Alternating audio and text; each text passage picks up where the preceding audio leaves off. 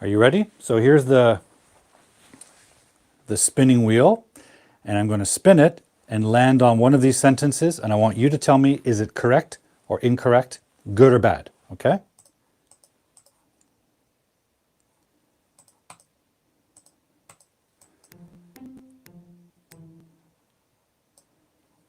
For some reason, it's not spinning. Why is that?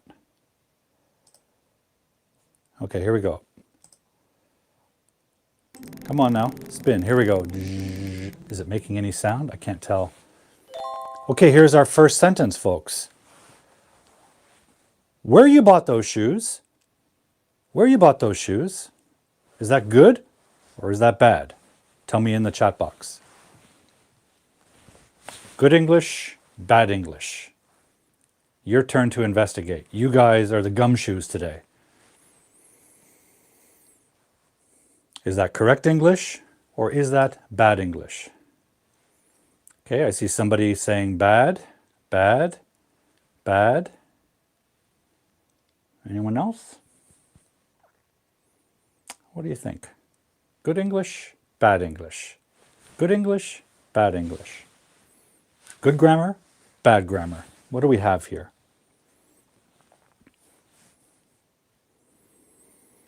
And in a minute, I'm going to ask you why you think it's good or why you think it's bad. So start thinking about your answer. I want to say hello also to Nayana's Journey. Nayana's joining us. And let me just check our other platform.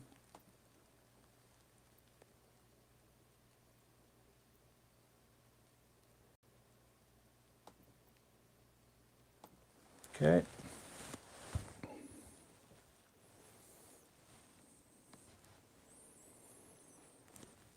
I see some people giving me correction or different answers, but I also want you to tell me if it's good or bad first, and then tell me why. Okay, so what do you think? Let's see some of our answers here. Bargain Betty thinks this is bad. Facebook user says bad. Longtime fan of the show, Chris Derbovin, says it's bad. Nayana's Journey says it's bad. Facebook user gives us a suggestion. Where have you bought those shoes? Okay. We have Chris joining us from Brazil. Welcome, Chris. Chris says it's bad. We have Huang from Vietnam. Am I saying your name correctly? Huang? What do you think? Is that... Oops, sorry. Always get that twisted. Is this correct English or incorrect English? Good or bad? Tell me in the chat box. What do you think? Don't listen to the other folks. Maybe they're all wrong. Trust your instinct. One thing I like to tell learners, especially when they've reached intermediate level or advanced level of English, you have a lot of English in your memory. You have a lot of English experience. And when you see something or hear something, it's really important to trust your instinct. Trust what seems right or seems wrong, because 95% of the time you're going to be correct, because somewhere in your mind it connects with something you know. Okay, Facebook user says bad because it's not a question. If it's not a question, what is it?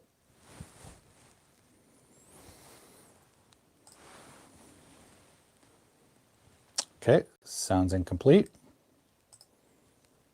Anyone else have an answer before I tell you the correct or incorrect answer? Where you bought those shoes? There's a question mark there, so it looks like a question, doesn't it?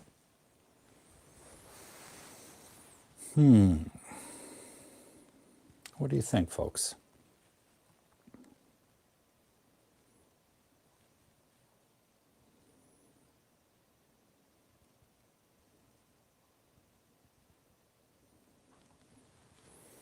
Any thoughts? Okay. Yes, you guys are correct. This is bad English. It's also a very common error that we see. And what we have here, oh, we have one more answer. We have Maria. Maria's joining us. This is a very common mistake. The person uses statement structure, not question structure. In English, a question is not formed just by the question mark. That alone doesn't, that alone does not create a question. We need a specific structure. Maybe we can talk about that a little bit later on the board. But this is not question structure. This is statement structure. This could be used as the subject of a sentence. For example, where you bought those shoes is the mall. This could be the subject of a sentence. Could also be the object. For example, I know, subject verb, I know where you bought those shoes. I'm not asking a question, I'm telling you a statement. So this is statement structure, and they've just put a question mark on it, thinking that that creates a question. Very common error in English. It's incredibly common, but it's a problem. Why do we have to have a special structure for statement and special structure for question? Simple. We need to use this for a noun clause as a subject or an object. We need that statement structure. So if we're asking a question, to make it different, we need a different structure. Yeah, so here's a good explanation by Facebook user. A question in English needs an auxiliary verb. Yes, we do. We need where do you? And then the verb shouldn't be in past tense. The verb bought should be buy. Where do you buy those shoes? Or where did you buy those shoes? The past tense is carried by the auxiliary. Okay, good. Let's move on to our next sentence. Okay, here's another spin.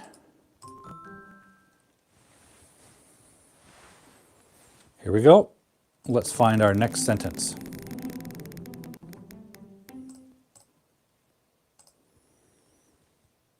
Oh, isn't that funny?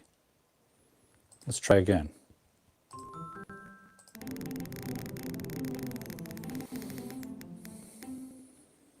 Oh, here we go. Okay, good or bad English? She asked me go with her for Disneyland.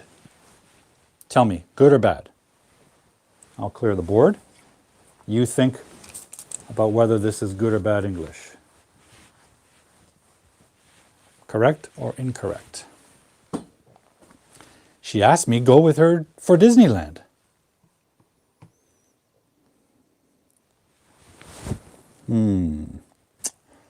What do we have here?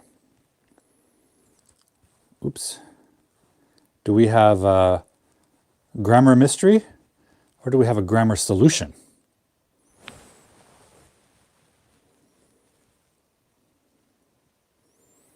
Wow, the answers are coming in fast. You guys are smart. You guys are good grammar gumshoes.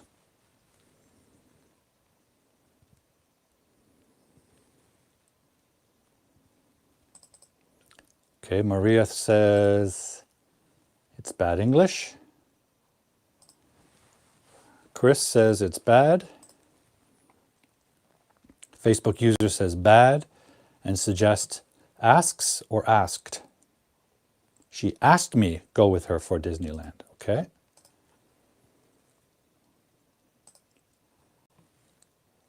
Wilson says bad. Facebook user also says to go, okay? Not just she asked me go, but she asked me to go, okay? That's interesting.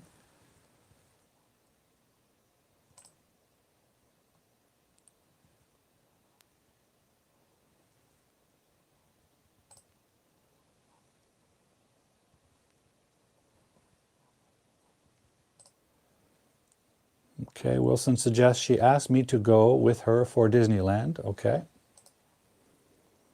Any other thoughts, guys? Good or bad? Anyone say it's good? Chris says she asked me to go with her to Disneyland. Okay. Lots of ideas here. I like it. I like the fact that you're thinking about this mystery. Anyone else have some thoughts?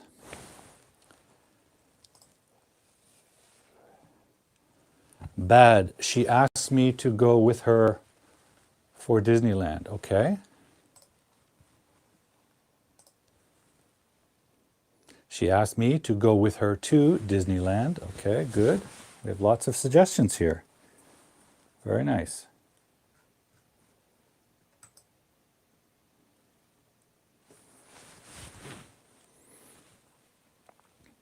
Any other thoughts, guys?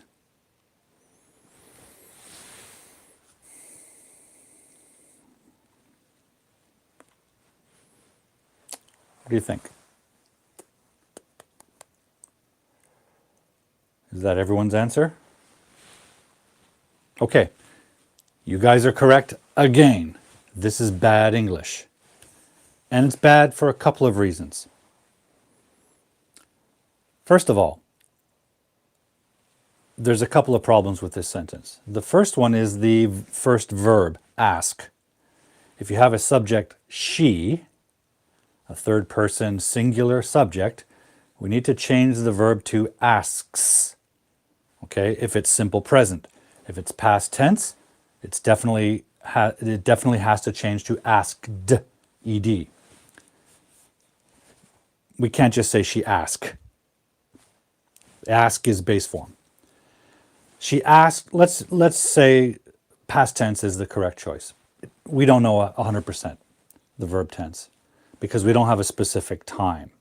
So there's a suggestion here by Facebook user that we use present perfect. And I like that suggestion because we don't know when this happened. And if we don't know when in the past, a specific time, we really shouldn't use simple past. Okay? So she has asked me, that's present perfect, which means a past action that's still true or still affects the present. So that's a good choice. Me as the object, that's fine. But then we get into another problem. We have another verb, go, with her. That seems fine. But go is a verb of movement. And this also is a common error. Every verb of movement means that something is moving, right? And some things are nouns, a person, an object, right? And if something is moving, it's moving from one place, and the place is a noun, to another place, and places are nouns. So we need the preposition to, not for. Okay, so for is a common preposition that some students and learners use all the time. But if you have a verb that communicates or expresses movement, like go, you have to use to. Go to Disneyland. Walk to Disneyland. Drive a car to the mall, right? Fly to Brazil. Travel to Vietnam. Any verb that communicates some kind of movement or even change, you're changing something from, let's say you're traveling, right? You're traveling from one country, countries are nouns, to another country, that's a noun. So we need the preposition to connect the destination. In this case, Disneyland, which is a place and a noun. So we can't say for. The preposition for connects nouns of purpose, not destination, right? This pen is for writing. This pen is for the board, okay?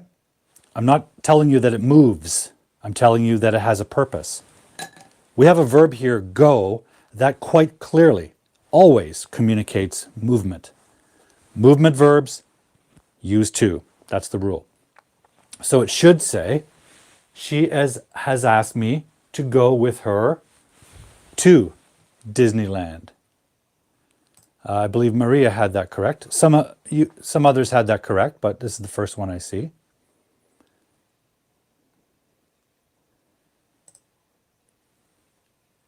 Can I say, she has asked me to go with her for visiting Disneyland? It's possible grammatically, but it's very awkward. Okay, because you still have the verb of movement, go. So what is moving in this sentence? She has asked me to go. So I'm going to go. That means I'm going to move. But if you're talking about movement, you need to talk about movement from a place of origin to a place of destination. Connecting for visiting Disneyland is like starting a new idea. The purpose of the trip is for visiting Disneyland. It's a bit awkward because what you're doing is you're starting with the verb go, which expresses movement, right? And then it kind of stops the idea, right? So you have kind of two different ideas and they're not working very well together. So there's no law that says you can't say for visiting, but it doesn't work well with the verb of movement go, right? So I would also say, why do you want to say this?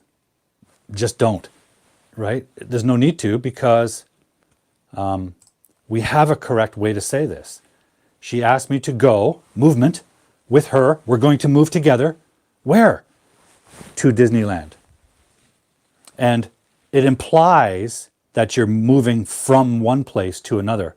But of course, she and you both know where you're starting from. So you don't need to say, she asked me to go with her from our hometown to Disneyland, because you both know your hometown. So often we drop the from plus noun because we both know where we're starting from, right? If I'm in my home and I talk to my wife and I say, I want to go from home to the mall, it's stupid. We're both in home, so we're both at home, so we both know the starting point. I would just say, I want to go to the store, to the mall. Okay? Let's spin the wheel.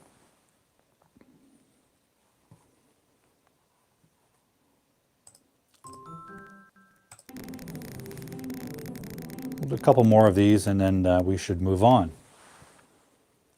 Why does it repeat? That's awfully strange. Oh, I guess I can eliminate it. Good. And then it won't appear again. I want to go for the airport. That's not even spelled correctly. Gosh. I want to go for the airport. My friend arrives after 1 hour. Good or bad? What do you think? I want to go for the airport. My friend arrives after 1 hour. This should be easy. Right away, Chris Derboven from Belgium says, bad.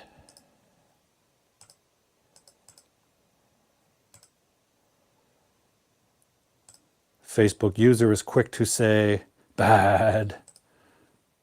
Chris from Brazil says, bad. Maybe it's easy. I think we just talked about some of this. Does anyone think it's good?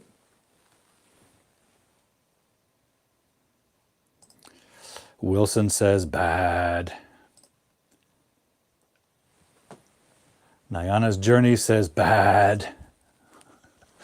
Yes, you guys are right. As usual, it is bad. Now can you tell me why? What's the error here? What's the error? You're right, it's bad, but why? Can you solve the mystery why it's bad? What's bad about it? I want to go for the airport. My friend arrives after 1 hour.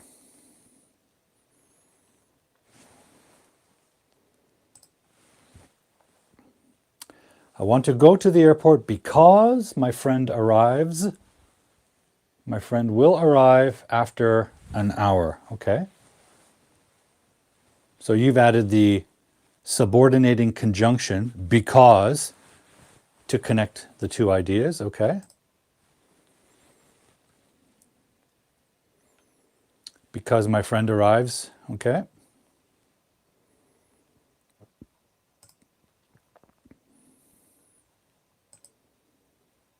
Anyone else? What's wrong with this?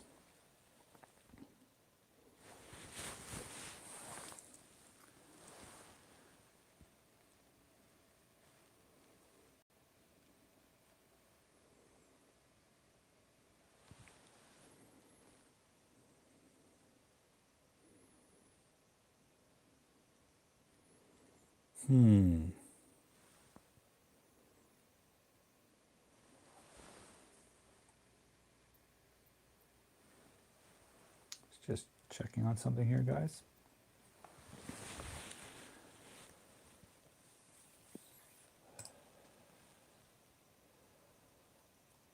Not go for, go to. Yes, Matt. We just talked about this. Because go is a verb of movement, all verbs of movement work with from and to, because you're always moving something from one place, a noun, to another place, which is a noun. So we have a noun, the airport, spelled wrong, but we have a verb of movement, go. We need the preposition to, not for. For connects purpose or function, not destination.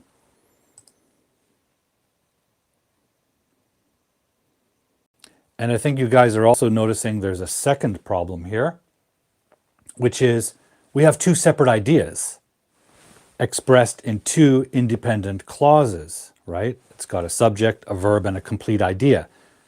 I want to go to the airport. I want to go to the airport. Done. That's an independent idea. You can tell someone that and they'll understand you. My friend arrives after 1 hour. That's another independent clause. It has its own subject, my friend, which is different than the first one, I, a different verb. So it's entirely independent. And in English, you can't just slap those together in one sentence. You need a period after airport. I want to go to the airport. My friend arrives after 1 hour. So you can have two separate sentences with a period. You could have a semicolon connecting them, or you can use a conjunction, whether it's a coordinating conjunction like and or but. But here people are choosing the subordinating conjunction because. So you're connecting the two ideas. So that's really well done.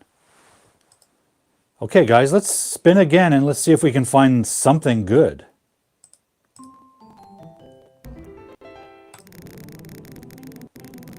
What do we have? Oh, okay. Let's stop that one.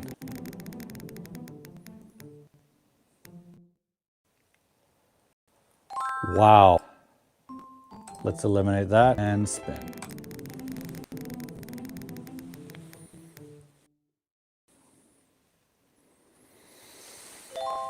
Okay, good or bad?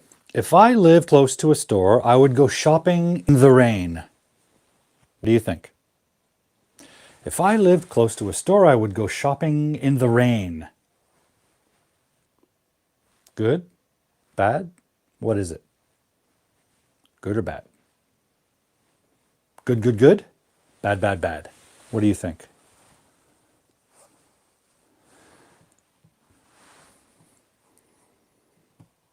How about a little music, folks?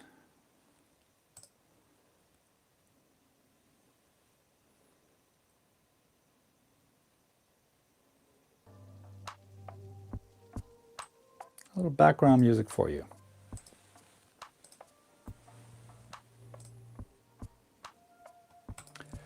Okay, Chris says good. Maria Christina, Chris, the other Chris says good. Wilson in Ecuador says good.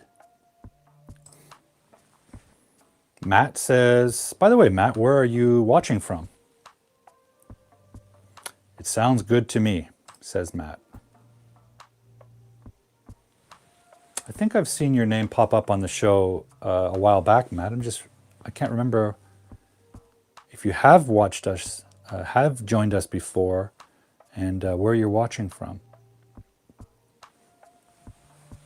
Whatever the case, welcome. Thank you for joining us. What do you think, folks? If I lived close to a store, I would go shopping in the rain. Good? Bad? Ugly? What is it?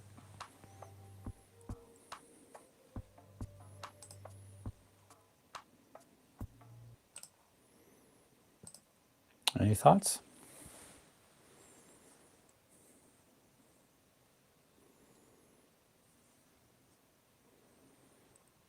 Anyone think that's bad? Okay, Maria. Maria's not sure. Do you know why you think it's not, why you're not sure, Maria? Is there something specific about it that you notice?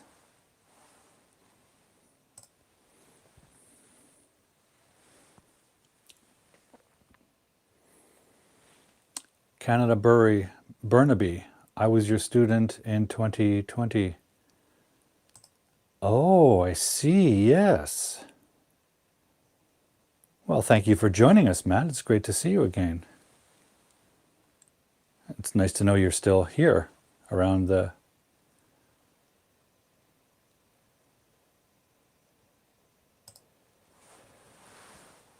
Wilson says the structure is well done, but the meaning is kind of confusing. Okay.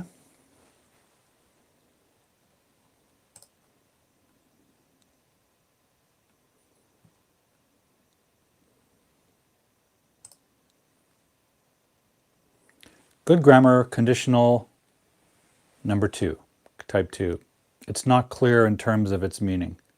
Now this is interesting. 2 of you have said it's not clear in terms of the meaning. However, if it's good grammar, it must mean something, right? Because the purpose of grammar, as I say all the time, is to structure meaning. Grammar is the structure through which we express meaning and interpret meaning. So if you say it's good grammar, it must have a good meaning. Otherwise, they don't work. They work together. Grammar and meaning work together to form each other. So it's very interesting that if you think the grammar is okay, but the meaning is strange. Very interesting. Maria also says the meaning is strange.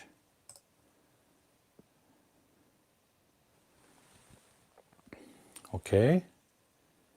Guy is with us. And I don't remember your full name, Guy, but thank you for joining us. So it looks like you think it's okay. Guy, you think it's a good sentence? Okay, so congratulations, you guys are correct. This is good. This is good grammar. It's a second conditional. Type 2, right? And second conditionals express the present, but it's not a real present, right? This is unreal or untrue or contrary to fact. So when you say, if I lived close to a store, if I lived close to a store right now, but you're telling me that you don't, right? You live far from a store. You live in the countryside, for example. But you're imagining the possibility, if I lived close to the store, what would be true in that situation? So you're offering a hypothetical, a possibility. If I lived close to a store right now, but I don't, I would go shopping in the rain. But I can't because I don't live close to the store. It's too far. Now, that's perfect grammar, right? To express the present conditional, we use the past tense verb. I know that's strange. If I lived close to a store, but we're talking about right now. It's like saying, if I had $1 million right now, but I don't. So that takes some getting used to for learners, definitely. It's possible to say, I could go shopping in the rain. That's fine. Would is more of a prediction. This would happen. I wonder what's strange about it. Because let me tell you something. I live close to a store. In my case, in reality, I live across the street from a store. And I live in a city where it rains all the time, except in the summer. Autumn, winter, spring, it rains constantly. I live in Vancouver, Canada, which is close to Seattle. And I think Mohammed is with us. Where is he? Yes, Mohammed is also in Seattle. And Seattle, it rains the same as Vancouver. It just rains all the time. So guess what? You get used to it. You wear a hat or you use an umbrella. I don't use umbrellas, I just wear hats. And I go to the store, rain or shine. It doesn't matter. I have to live. So I do everything in the rain. I go for a walk in the rain, listen to music. I go to the store in the rain. I go to the cafe in the rain. I visit my friends in the rain. So it might seem strange to you that you would go shopping in the rain, but I have no choice. If I don't go shopping in the rain, I don't eat. Yeah, so I think when you say it's the meaning is strange, you live in a place where rains are not that common. Yeah, so you would not go to the store in the rain. You would wait because you know it will stop raining soon, right? Because rain is unusual in your home. For me, the rain won't stop. So if I don't go to the store and get comfortable in the rain, no food. And I don't want that. I like food. And Guy is in Costa Rica. Yeah. Okay, let's do another spin, folks. Let's do a couple more and then we'll move on to our questions. I love the answers you're giving me here, guys. Okay, we're going to eliminate that because we have done it.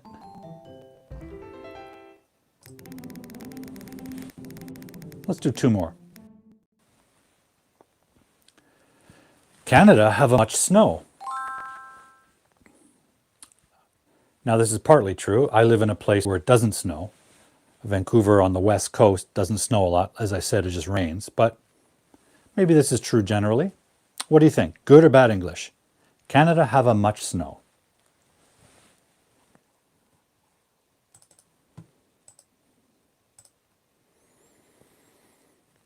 Bad? Bad?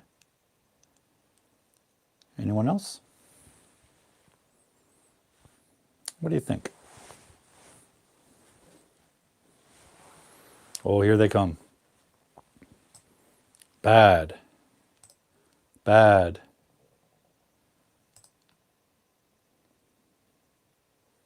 Canada has a lot of snow.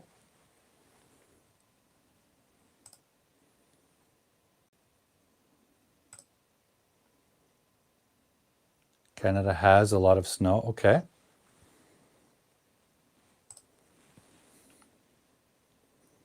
Yeah, bad. Okay.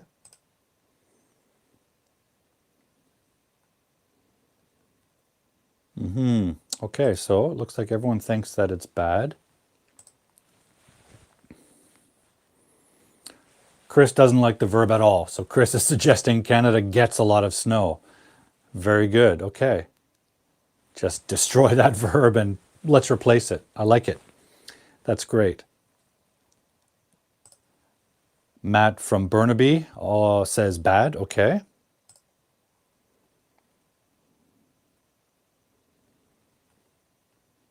Anyone else think this is good or bad? What do you think?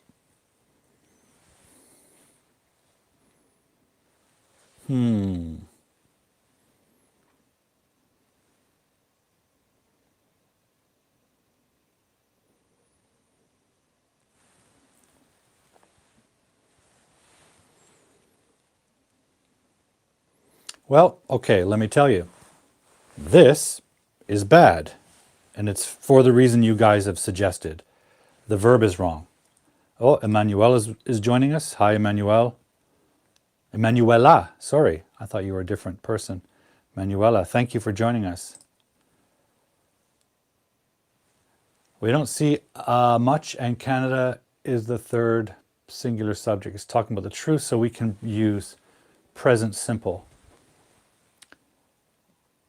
Okay, good thoughts. What is the sentence you would suggest, Facebook user? What's the correct version of this sentence? I agree that it's bad, but what's the correction?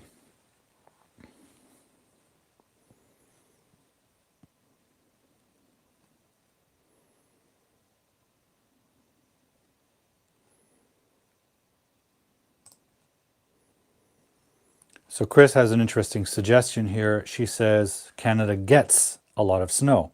That's correct. That's a good sentence because we have Canada and it's conjugating with the verb gets. Why? Because Canada is a singular grammatical entity. Yes, of course, Canada is full of people, but we're not talking about the people when we say Canada gets a lot of snow. We're talking about the country. And a country is considered one thing, one object, right? I mean, what is Canada? It's a country. It's a big chunk of rock, right? It's a big piece of land. That's what it is. It's a single thing.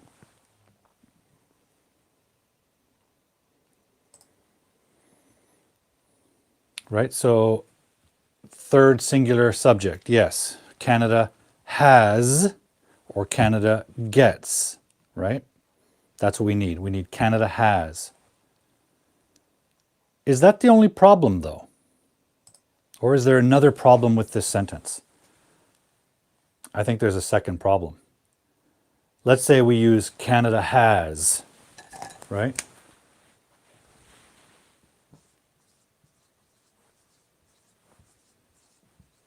Canada has what? What's our object? Canada has something. What does it have? Canada has a much snow. When do we use the article a? I have a pen, one singular noun, right? And the noun is countable. I could have two pens, so it's a countable noun. So that's when we use the article a. Is snow a countable noun? Can we say Canada has a snow? Sometimes it has two snows. No. Snow is uncountable. It's a substance. So we have to say Canada, what? Tell me the correct version of this, guys. A much snow is not correct because snow is uncountable.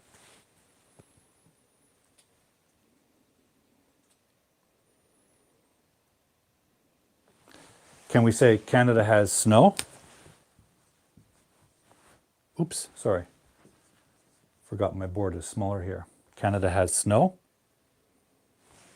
Yeah, that's correct.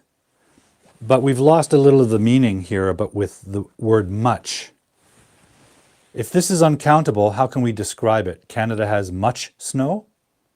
Many snow? What can we say here to describe the quantity?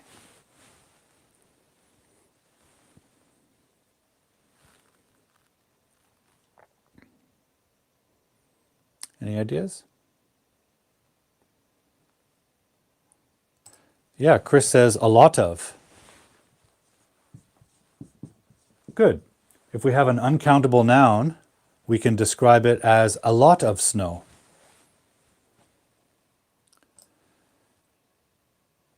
Has a huge amount of snow. Okay, good. Again, not in Vancouver. Vancouver just rains in the winter. It's not even cold, really. So if you want to visit Canada in the winter and you don't want to see snow, come to Vancouver. Almost never gets snow. Okay, let's do one more spin, folks. And let's see how you do. This is for the championship prize.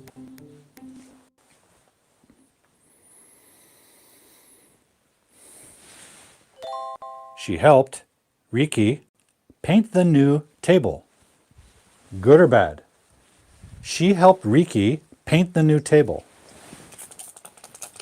What do you think?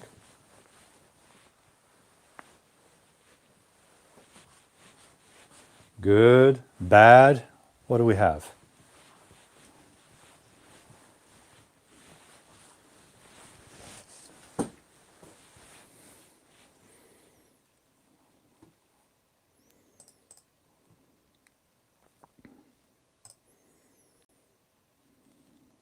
Okay, Chris says good. Maria says bad. Wilson says bad.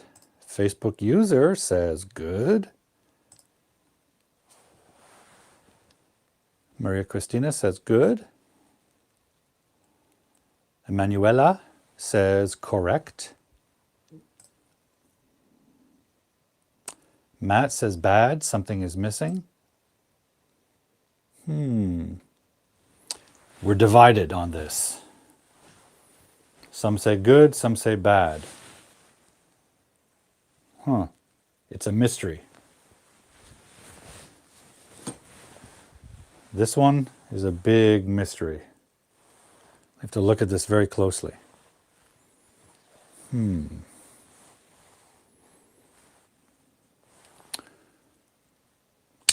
Maybe it's good, maybe it's bad. It's hard to say. Anyone else have an idea? She helped Riki paint the new table.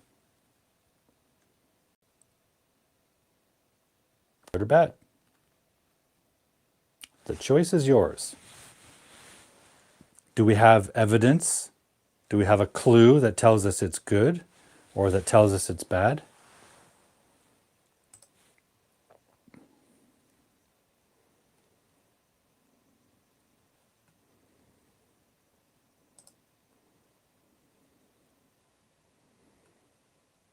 Okay. So it looks like some of you think that there's a preposition missing, or the verb paint should be infinitive verb form. This is very interesting.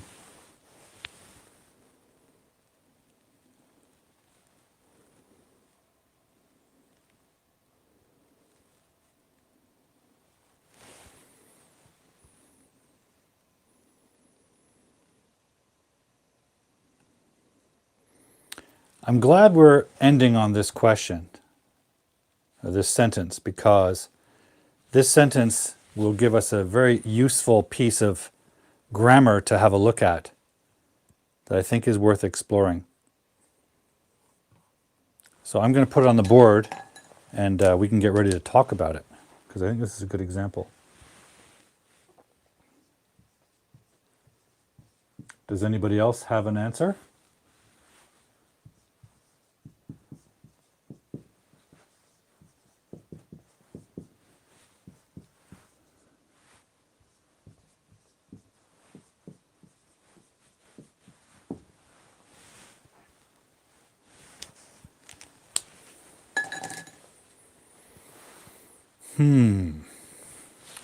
I think we've found a mystery. We found an English mystery. Okay, I'm going to solve the mystery in a moment, but let me tell you, this sentence is perfectly okay. It's good English grammar. But if you said it was bad English grammar, or there's another way to say it, you're also right. So let's find out why.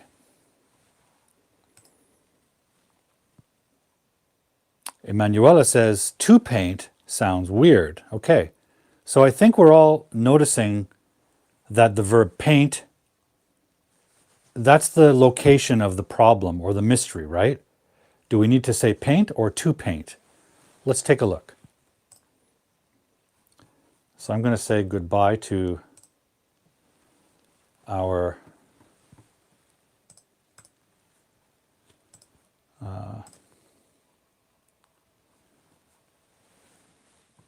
spinning wheel. Now let's look at the sentence, okay?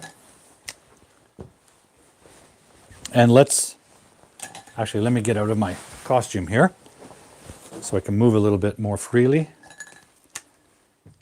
and help you out here. Let's identify the parts.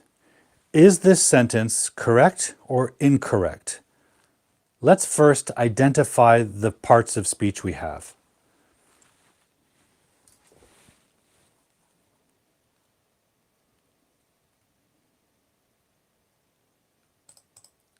We also have another question here. Okay, good. Let's identify the parts. We have a subject, she. We have helped, that's our verb. Then we have an object here, right? She helped Riki. That's perfectly fine. That's an independent clause. Completely independent. You can say that to anybody and they'll understand you. But over here we have something else, right? We have a verb and we have an object, which is a noun, right? Now the question, the new table. Well, this sounds like it's part of a larger story, right? About Riki. So if we have already introduced a specific table and she and Riki, let's give she a name. Let's call her Sue. If Sue and Riki know each other, they know which table they're talking about. So they could say the, right? Maybe for our understanding, we could change that to a. But the is fine too. It just depends if they know which table, right? They need to know which table they're talking about in order to use the, and so do we, and we don't. Okay, she helped Riki, and then we have paint and we have a table. Okay, so who painted the table? Who did that action? Right? Every verb is an action done by somebody or something. Well, it's Riki. Riki painted a new table, right? Riki painted a new table. So that means Riki is a subject for that verb. Riki painted a new table. Perfectly independent clause. It's understandable, it has a subject, and it has a verb. Okay, but why did she paint a new table? Did she paint the table because she alone wanted to? Did she do it alone? No. She had help. Maybe without help, this never happened. Maybe she needed the help. What we have here is what we call a causative sentence. Okay, there are two actions, there are two clauses, and this one is caused by this one. Now, the verb help is gentle. She helped Riki paint. But it's also suggesting that if we had no help, the table would not get painted. So this action happens because of this one, right? This one causes this one. Action number one causes action number two. That's causative structure. The more traditional causative structure looks like this, and maybe this would be familiar. Sue had or made Riki paint the new table. So in this variation, which is a more classical, more commonly seen causative, Sue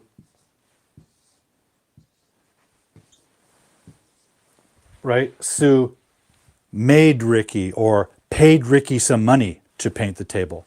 In other words, Riki didn't want to paint the table. It's her job. So when you use the verb had, it usually implies that you either persuaded or you paid someone to do something. And this causes this, right? So think about if you go for a haircut. Paul had Riki cut his hair. Riki doesn't enjoy cutting my hair. Riki did it because I paid, or made, which is more forceful, like, my mother made Riki cut my hair. By the way, there's no hair to cut, but that's another issue. So this is causative structure. And it's the same thing we see here. And in a causative structure, you don't need infinitive verb. Why? Because this action actually happened. This is the main verb of that subject. Right? With main verbs, we don't say to. We don't say Paul to explained the grammar. We don't say Paul to wrote on the board. We say Paul explained the grammar. Paul wrote on the board. This is a clause. So this verb really shouldn't have infinitive verb, right? This is a main verb and that's a main verb. It's a problem, right? So this structure is very unique and special, and that's why we don't need the to. Now, there is one verb where we do need the to, and that verb is get or got. If we use that verb in a causative, Sue got Ricky to paint. Okay, when we use got or get, or in any tense, like she is getting Ricky to paint, then we need that to. There's just an exception here, okay? In this structure, because this is one clause causing another, and you don't see the word cause, because we're not connecting two sentences. What we're doing is we're overlapping them, right? The key is here. This is what we might call the hinge, or the fulcrum word. Sue helped Ricky.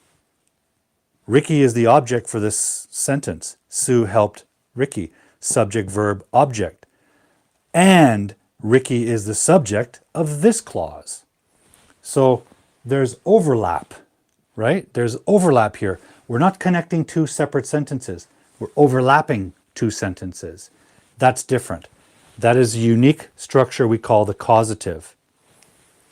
There's another kind of causative you might have seen, which is when we take this and turn this clause into a passive, right? So we could say, Sue helped a new table be painted by Ricky. That's also positive. We call that, that's also possible. We call that passive causative, right? So that's why there's no preposition here. Now, what are we saying here? That doesn't, but that happens with certain verbs, doesn't it? Depends on the main verb. Right here, Wilson.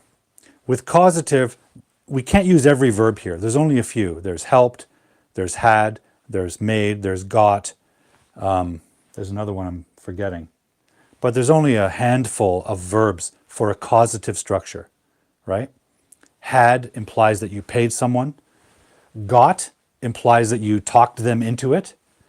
I didn't want to go to the store. However, my wife got me to go to the store, right? And with got, we need to. This is the causative structure. One clause causes another. And the object of the first clause is also the subject of that clause. Very unique structure. Now, the question is, okay, you don't need the to. Can we put it there? Well, the answer is, it's possible. When you have a causative sentence, it is possible that this clause is really long, right? This is a very simple clause. Ricky paint the new table. But we could have other information here. We could have something describing Ricky. Ricky, who lives down the street from Paul and often see each other in the sidewalk, paint a new table. So if this moves far away down the sentence, sometimes you see to, because then it relates back to the beginning. It's a way of making it a little more clear. For you guys, though, I recommend you don't put the to. Okay? So it is possible. It's just not usually done because that creates a different meaning. And I think we can see why we don't have an infinitive verb here, because we have a subject-verb structure. This is an independent clause. And we don't use infinitive verb for an independent clause. We need a main verb here. So we drop the to. Okay? That's a really interesting structure. I think in the past we've talked about passive and passive causatives. And I do have a chart. So if you're interested in the chart, send me an email and I will get you a copy of a downloadable copy of the chart. Okay, so just send me an email saying, Paul, can I get a copy of that causative chart? So I'll put that word here.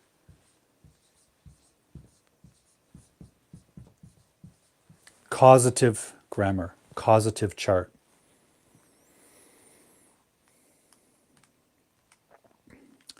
Someone asked me recently, what's mean gumshoe? Well, I want to say two things about that. First, the meaning of the word gumshoe, I called everyone grammar gumshoes at the start of the show. A gumshoe is just a slang word for detective. So I like to call you guys grammar detectives, and a kind of friendly slang is gumshoe. Okay? So you guys are my grammar gumshoes, my junior detectives. And on our show, we investigate grammar mysteries. The second thing I want to say about this is there's something wrong with the way it's been asked. And this points to another common problem we see, another common error that we should look at. Usually I can tell what someone's asking, even if the grammar of the question's not correct. Usually. But sometimes people use incorrect grammar to ask me a question, and I have no idea what they want to know. I really have no idea what it is they're asking. Now, this is a case where I kind of understand what they mean, even though they're using a common error.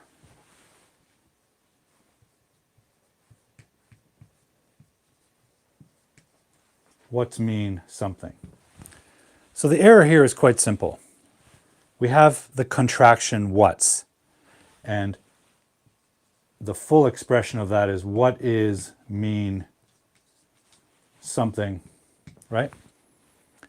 What is mean? The problem is we have a subject and a verb, and then a verb. Mean is a verb. So we have two verbs back to back, including a be verb. So the problem here is that the person is confused about this S, right? The way this should read is what, this is the verb. But if it's a question, we need the auxiliary verb. What does blank mean? Right?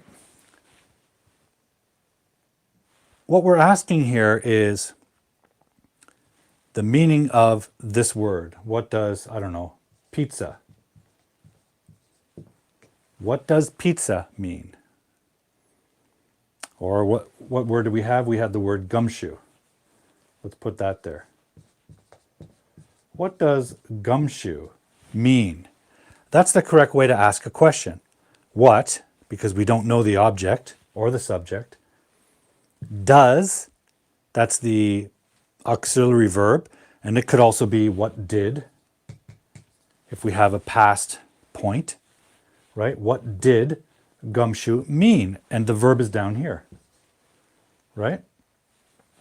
That's the correct way to ask us a question. This is not English. Maybe some languages are structured like this, but this is not English. We don't put an S on the question word. That's the question word.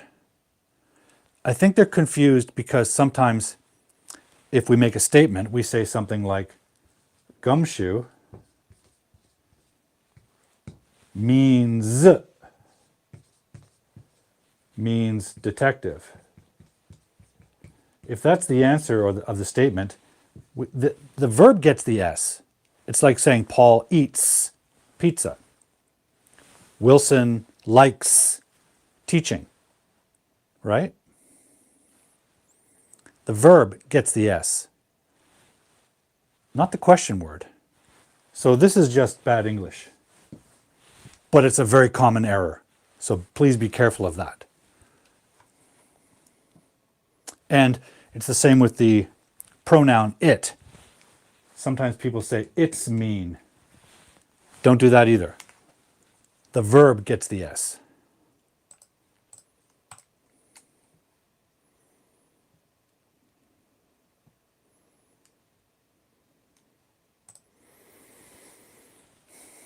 Would it be okay if I suggested compare and contrast for the next live stream? Absolutely. Can you give me an example that confuses you or something specific? Because this is a huge topic. Do you mean compare and contrast in writing or just in grammar structure?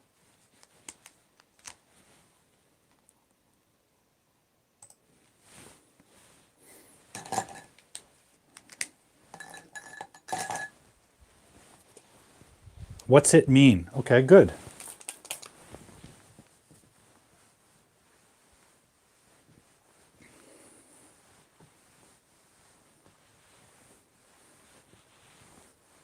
Let's take a look at that. Question is, can I say what's it mean?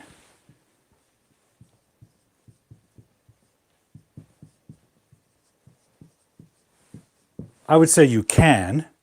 This is very different than what's mean, right? Because mean is a verb and it needs a subject. It has a subject. What it mean? But now the S is different. The S is no longer the be verb. Now this is the auxiliary does. What does it mean? Right? Now I would say this is very informal English, so be careful with it. Don't write it. Don't put it in your academic work. It's not exactly accurate. And the reason is when we contract with a question word, we usually assume that this means does, so it's acceptable, right? But it's a contraction not of a subject, right? Like it's going to be fun. It is going to be fun. It's a contraction not of a subject, but with a question word. So it's not really regular to do that. It's not standard English to do that. It's possible in speech. It's possible in informal writing communication. Just be careful and avoid it in academics or formal writing. Okay, so Emanuela, you're asking for compare and contrast using words like although, I think, right? Or whereas. We can certainly talk about that next time. It would help me a lot. Excuse me.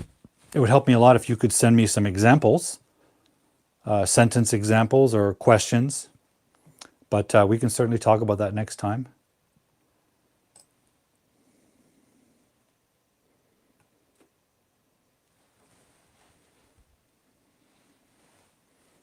Actually, it's not, Wilson, because if we say, what does it mean?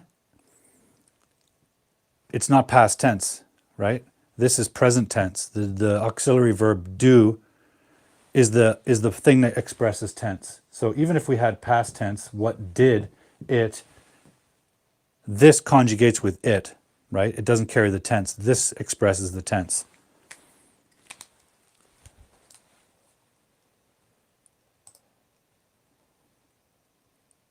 So now you're talking about present perfect, very different, right? The verb works very differently in present perfect than it does in a simple question sentence. Okay, so you're talking about connecting words, right? How to connect ideas. Yeah, perfect. Yeah, we can definitely talk about that. I'll make a note right now before I forget. Put it down here.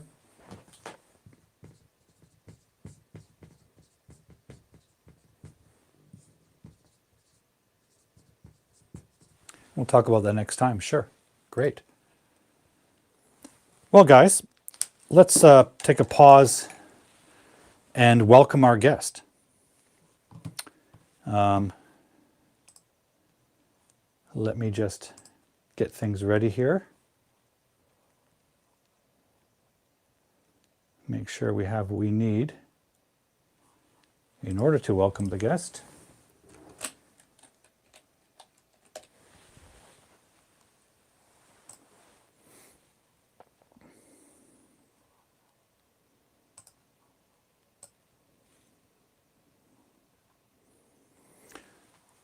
Okay, guys. So next week we'll talk about compare and contrast. Definitely. Great. I want to introduce this guest, who is a very special guest. I've been a big fan of her work for a long time. She has a podcast, website, and training program that I've admired. And I really think she's doing something special and important. So I want to share her projects and her story with you. I think she's also a great inspiration for English teachers who are looking for something different to do that will help them teach their students in a new and different way. And she teaches podcasting. Podcasting is a growing industry and a growing platforms that we can use to help teach our students. So if you're an English teacher, you definitely want to check this out. Okay, let me introduce our guest. Laura Wilkes is a video and podcast coach who helps educators record engaging content to grow their learning community, as I said. Before becoming a coach and establishing her website and training program, Communicating for Impact, Laura taught English, trained teachers. She led academic teams in Guangzhou, China, Hong Kong, Shanghai, and Lucerne, Switzerland for 15 years. Laura is also the co-founder and producer for the TESOLPop podcast. I want you to remember that. TESOLPop podcast. It's fantastic. Which provides bite-sized episodes, small, short episodes that are easy to follow, with teaching tips, trends, careers for English language teachers. So even if you're still learning English, I suggest you check out her work, because as you get better in English, you might want to become an English teacher in your country or abroad. It's possible. Okay? So I'm very honored to have her with us tonight. And I hope you'll enjoy our time together and a fascinating interview with Ms. Laura Wilkes of the TESOLPop podcast. So,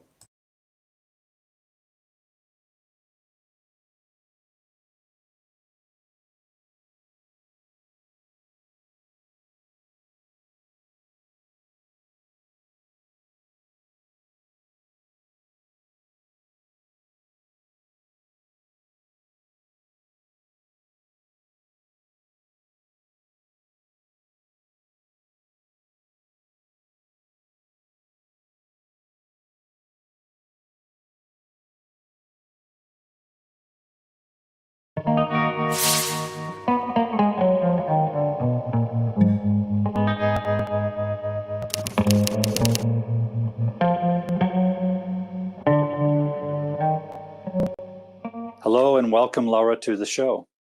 Hi, Paul. Thanks so much for inviting me.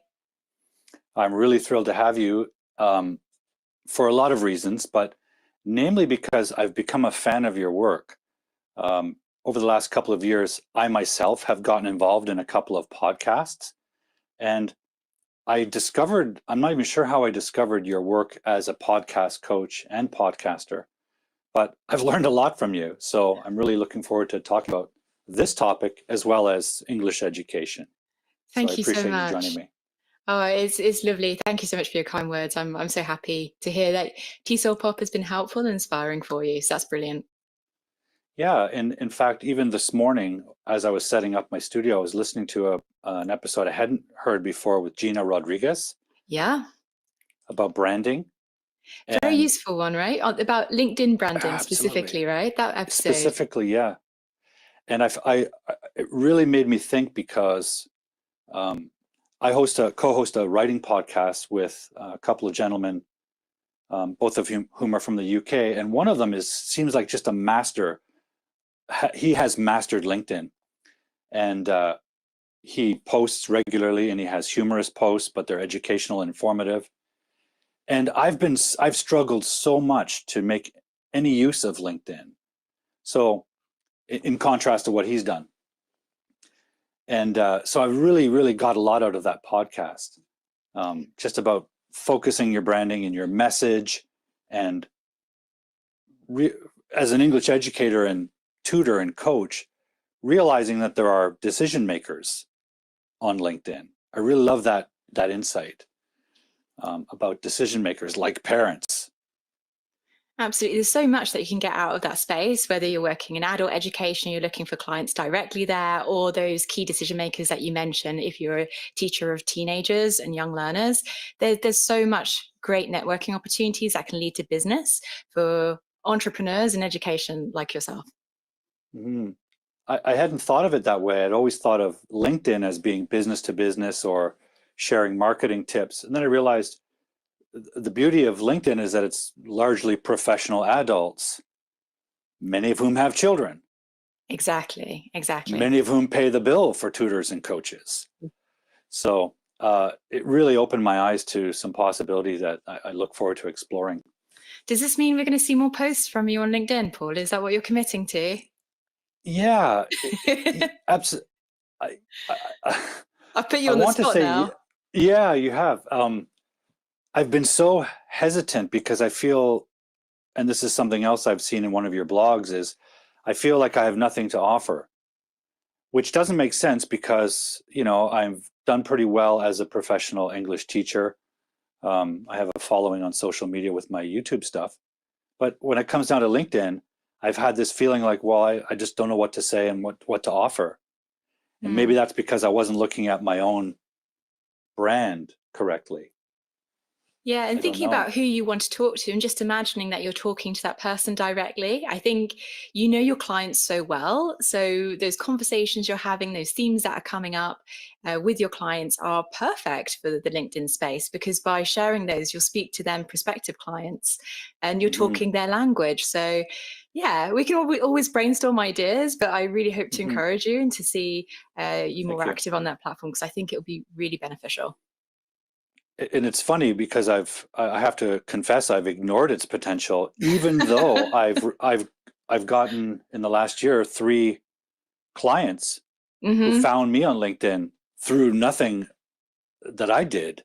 So I know there's potential there. It's my bank account proves it. I've had paying clients who found me somehow and chose me, for which I'm grateful, but not because I was posting and doing anything effective on LinkedIn. So I do look forward to exploring that potential and learning more from you and others about how to do that.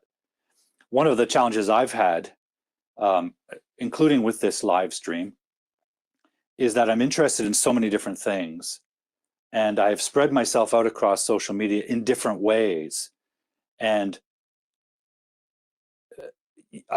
sometimes my professional brand of being an English coach and tutor for writers has gotten overlap with my hobby brand, which is the Grammar Detective and Hardboiled English Live, which really is not what I do professionally. It's just a fun way to share my passion for grammar. But I'm not a grammar tutor necessarily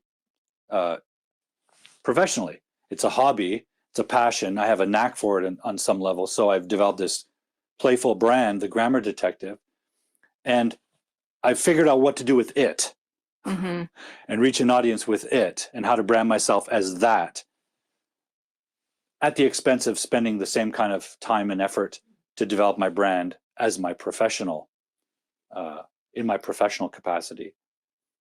That's interesting how you separated the two, though, because I wonder if you spoke to the clients who found you on LinkedIn or through other clients that you connected with, whether your YouTube channel has been what's kind of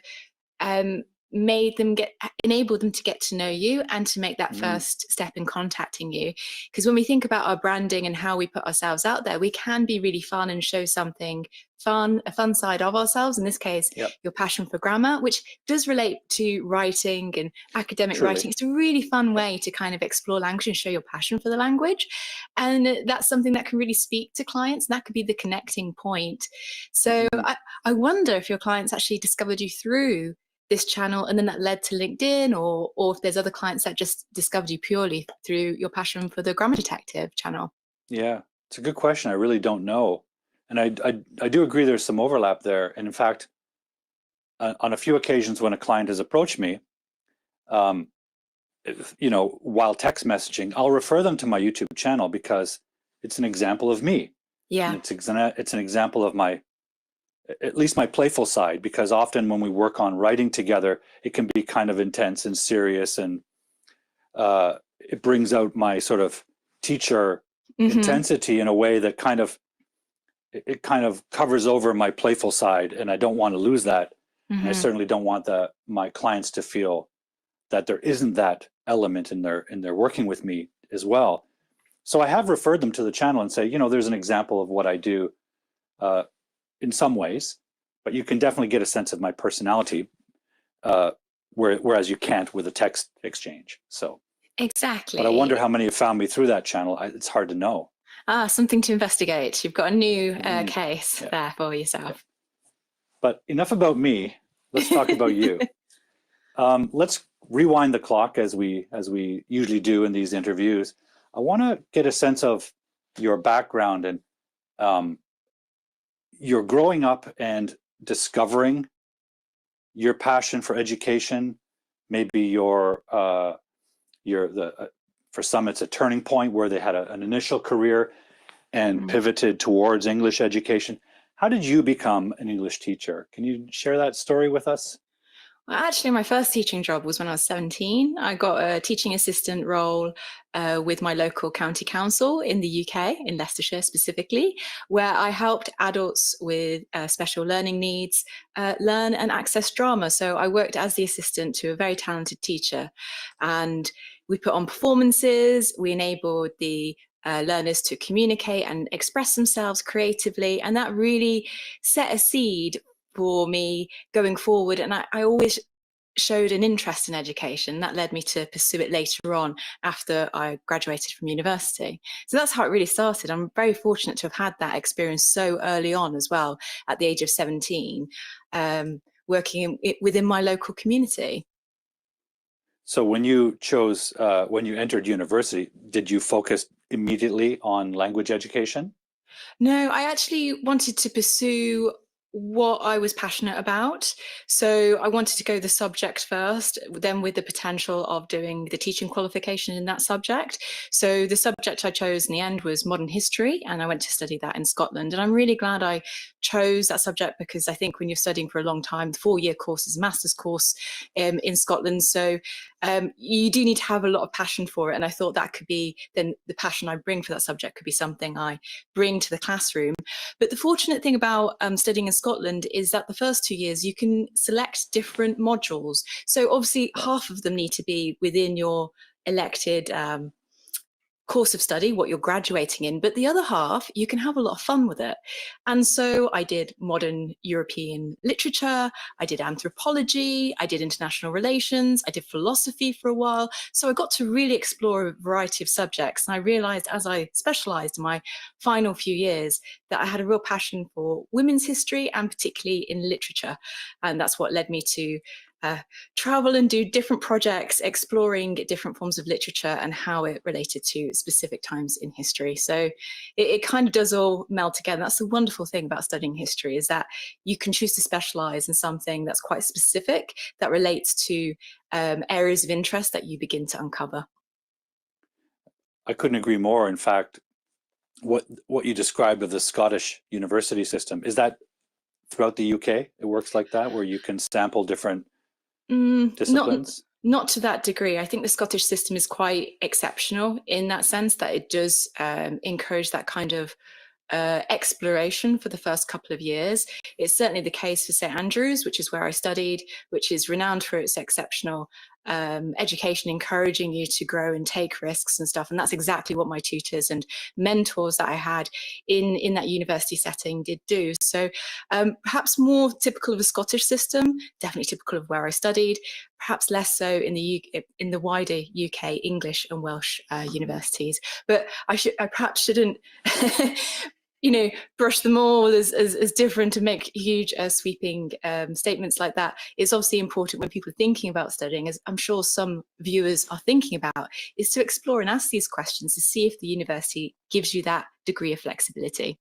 Yeah, it absolutely does in Canada. And I'm wondering if perhaps the Scottish influence generated that, because in Canada, after high school, when you enter university, you choose the faculty. So if you're planning on heading into medicine or engineering, you choose the sciences faculty. Yeah. And if you're interested in anything related to the humanities, you go into the humanities faculty. But you don't have to declare a major until your third year. Exactly. Yeah, the So same. for the first 2 years, you can explore, you can sample, you can see what the possibilities are, and all of it applies toward your final degree. But you are encouraged. In fact, it's mandated that you explore. For example, if you're in the science track, you are required to have at least 2 courses in the humanities. Oh, that's fantastic. And likewise, if you're in the humanities studying philosophy or language, you're also required to do 2 sciences courses. So I really appreciated that overlap and I feel exploration. it leads to better learning in a sense and much Yeah. more holistic kind of understanding of the subject that you then go and specialize Yeah. in. And it's funny that you mentioned the Canadian system, because one of my tutors in my final year, as I was doing one of my final electives, was from Canada. And he actually talked about the Canadian system and the Scottish system and the similarities he'd experienced between the two. So that's brought back a memory from quite a while ago, but now it makes sense. There you go. Yeah. I agree. I think that's the best way to learn, because all of those different disciplines require different kinds of thinking, or let's say wiring, neurologically, never mind intellectually. And I think that just makes you a better learner, a better communicator, because you have to communicate different types of ideas in different ways. And if you have to write about it, you have to learn to write about different topics in different ways. And I think that's partially what's allowed me to focus on language education, was having a really broad, varietous education in all kinds of different things that don't seem connected. But of course, everything's connected by human experience, right? Exactly. We learn things in isolation, but they don't exist in isolation in reality. I don't know about you, there was something quite resilience building about studying a subject that I hadn't studied before and being a complete beginner and having to get comfortable with that. So an example of a subject that I was very new to was philosophy, and I did philosophy of logic, which I absolutely loved, like doing logic trees and thinking about like false arguments, true arguments using specific formulas. I went into that class very anxious, having no experience with this type of subject before. And it's kind of very confidence boosting to realize, to go through the experience with great tutorship, of course, to realize that learning something new can be really empowering, and you can discover new things that you didn't even realize that you'd enjoy. So it definitely builds that resilience and that risk taking that I'm really grateful for. And what a great insight to bring to language education, which can be terrifying and really daunting. Particularly grammar. Yes. Well, I have a funny relationship with grammar. I love it so much because for me, it's the architecture of a language. And I really, when I was teaching at a language school, there was starting to bubble up a movement towards eliminating explicit grammar instruction from curriculum. And I really wanted to explore what was going on behind that. Was there any valid research to suggest that it's not necessary? And there is none. There's certainly lots of research to validate new techniques for learning, task-based learning, all those kind of things. But anyone who tells me that grammar is not important in a language, I just say, try learning and using a language without it. You're going to have a word salad. It's the architecture of the language through which we pour meaning. And it's as essential as architectural design in a building, right? Different grammar, different meaning, different architecture produces a different result. You don't design an office building with the same architecture you build a bridge with. So I think it's essential. What I think is also in play is that a lot of teachers are uncomfortable with grammar because they're not confident with their own knowledge and their ability to help the students grasp it. And out of that discomfort, I think there has been a bit of a movement, certainly here in the ESL, so-called ESL industry, to dispense with it. And they wrap it up in a sort of attitude of, well, you will learn the grammar magically naturally as you learn English. Mm. And they say things like, well, that's how native speakers learn it. Well, that's not true. When I was a young child, we had grammar class. We had explicit instruction. So I think there's a problem with grammar, and it has a really it has left a sour taste in a lot of learners because of the way they were taught. Now, I certainly think we should always question and update the ways we teach things, but eliminating all involvement of grammar in education, I think, can be problematic. Yeah, I think so too. Like, I do remember grammar classes I had in my college years, but prior to going to university. So I realized college means something different for the States, people watching the States. So, like in high school, I mean. It certainly helped. And through looking at different grammatical structures, register, and different ways in which we can format our writing, I was able to write better. And that was very empowering for me, because it meant I could express myself in different ways and write for different audiences. But over my career, I realized not everybody's had that experience and hasn't had the tutorship I've had, and I was very fortunate to experience, because it kind of feels a bit like a superpower when you can wear these different hats as a writer or communicator, to build bridges with people and to connect on their level and get your message across effectively. It's incredibly powerful.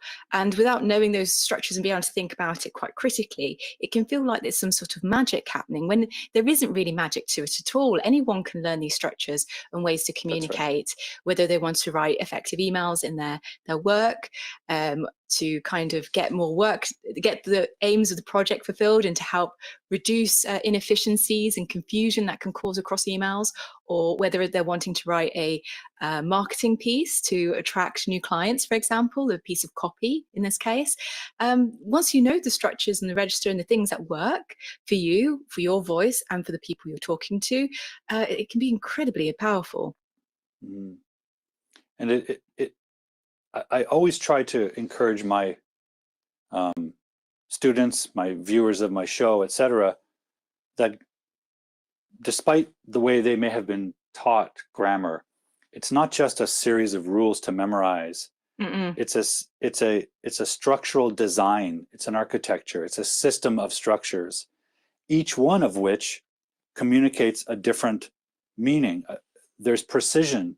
Precision of communication is the goal, not memorizing the rules. So whatever the goal of all communication should be what you're thinking matches what you're saying, right? And you're able to say what's really on your mind.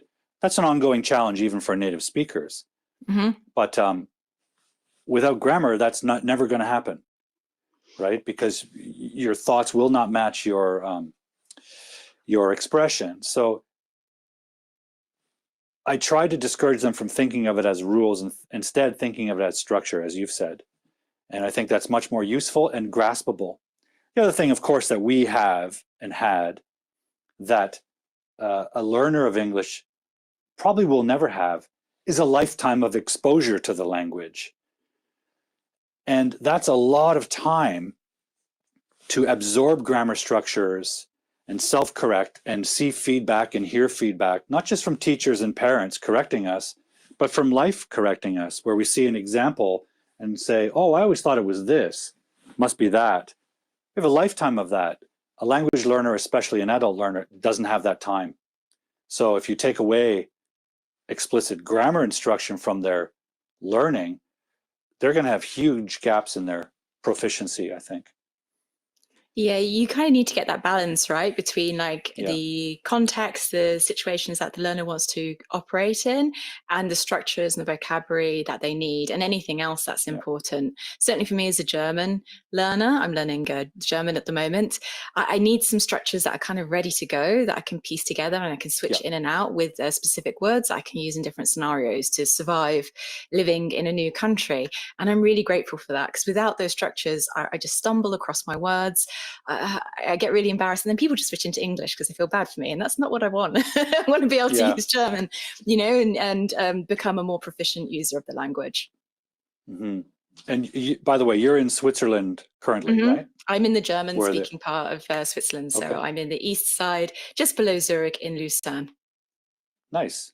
That's probably a very beautiful place. It The is. photos do it justice. Yes, yes, yeah. Let's talk about how you moved from English teaching to what you're doing now. Yeah, so earlier this year, I quit my corporate career. So throughout the last 15 years, I've been teaching English, I've been training teachers and leading academic teams in the field of English language teaching. So I've been fortunate to travel around the world and work with educators around the world, both face-to-face and online. But I've always wanted to run my own business. It's been something I've really been wanting to do for quite some time now. And since I started podcasting 5 years ago now, that's grown into more than just a passion project, into something that people are asking me about. How can they use media more? And I realized that was a gap that I could help fill for educators, particularly educators in business who want to start using media such as podcasts or video casts, or even just videos that they use for their socials to build those stronger connections with their clients and to start growing their community for their business. So it kind of happened really organically. I had this idea, it was marinating for quite some time, and then it just felt like the right time to do it. This side of 40, for me personally, to take the risk and to give it a go. And I've given myself a year to really give a go of being a video and podcast coach. And this is so coaching podcasters and videocasters is also the result of your own podcast that you had started. Yeah. And that's 5 years ago? Yeah, it was. The TESOLPop? Yeah, exactly. So I started that back in 2018 when I was working as a teacher trainer with fellow teacher trainer Eve Conway. We realized there was a lot of questions that our trainees would ask us both during and after their courses. And that's what kind of started to get the ball rolling in terms of how can we support these teachers. We were in Hong Kong at the time. Things are really busy. Well, they're busy for teachers everywhere anyway.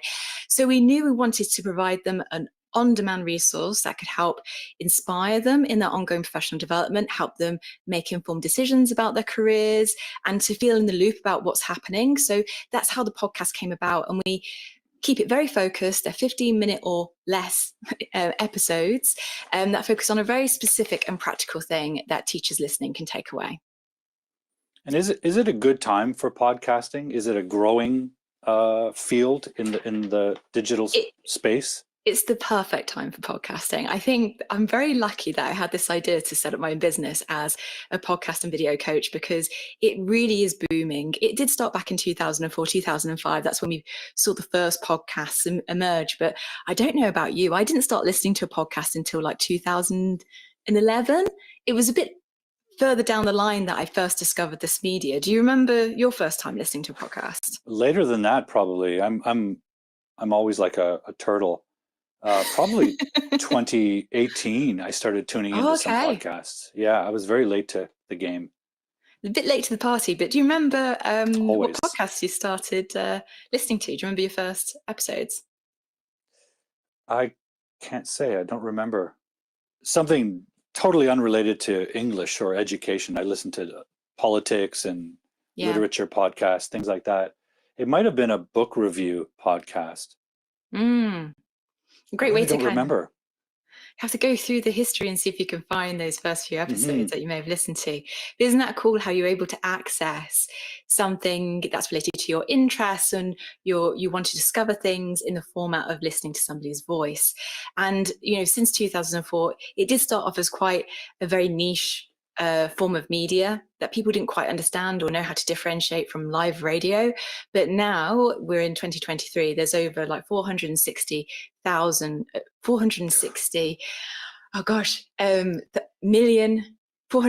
million, sorry, get my numbers right there, global listeners of podcasts. And that's set to exceed the 500 million in 2024. So it's growing significantly.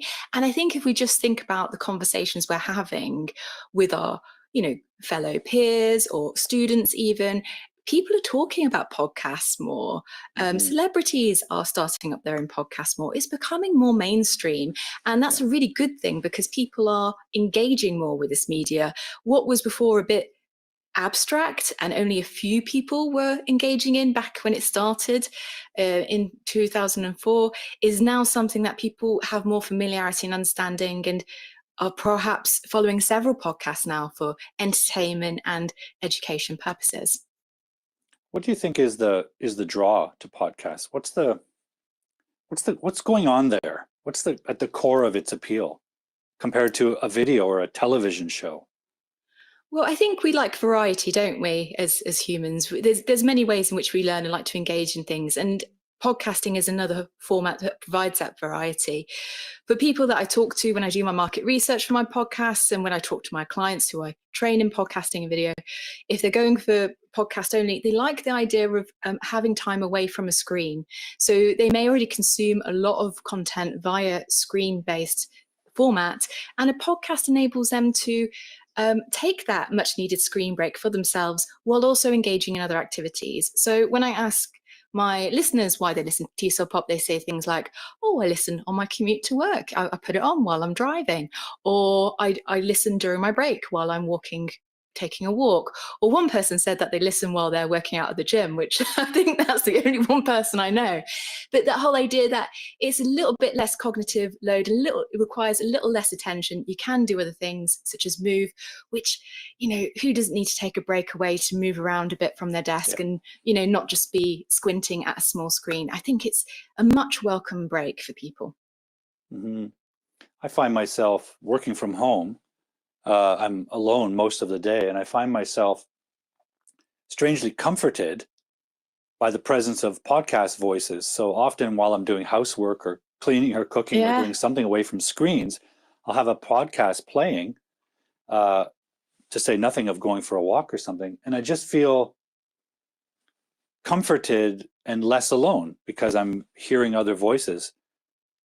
You get that weird urge sometimes to participate, and then you realize, no, they don't want my comment about that. It's a recording, but it is a very powerful feeling of sharing. I think that appeals to me. That sense that you're not alone and that you're sharing someone's conversation.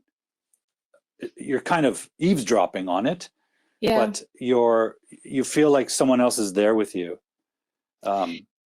And you can tune it out to some level, and it's just like being in an office environment where you're catching little snippets of conversations if you're not involved in them. So it's something very basic happening there, I think. That's one of the most powerful things I've noticed about podcasting as a podcaster myself, is just how much it can drive that connection and how people can reach out, feeling like they already know you because they've already listened to so many episodes of the podcast. And that's what's driven me also in my style of podcasting. It's changed quite a lot over the years, is to be more authentic and not to be afraid to be more authentic. So when I first started, I used to cut out all the hesitations, all the slips, all the false starts. I mean, don't get me wrong, I still edit the podcast, but I keep those things in because I think having that authentic, showing your authentic self, showing that you're thinking aloud, makes you just so much more relatable. And it means that people will be quite enticed to reach out to you if you say, I'd like your feedback, or, leave a rating review, tell us what you think, or why not come along to my workshop? People are more likely to do that because they've spent more than 7 hours with you, which is what Daniel Priestley talks about as the ideal time frame for people to get to know, trust, and hopefully like you. I think by the time they spent 7 hours with you, they should probably like you.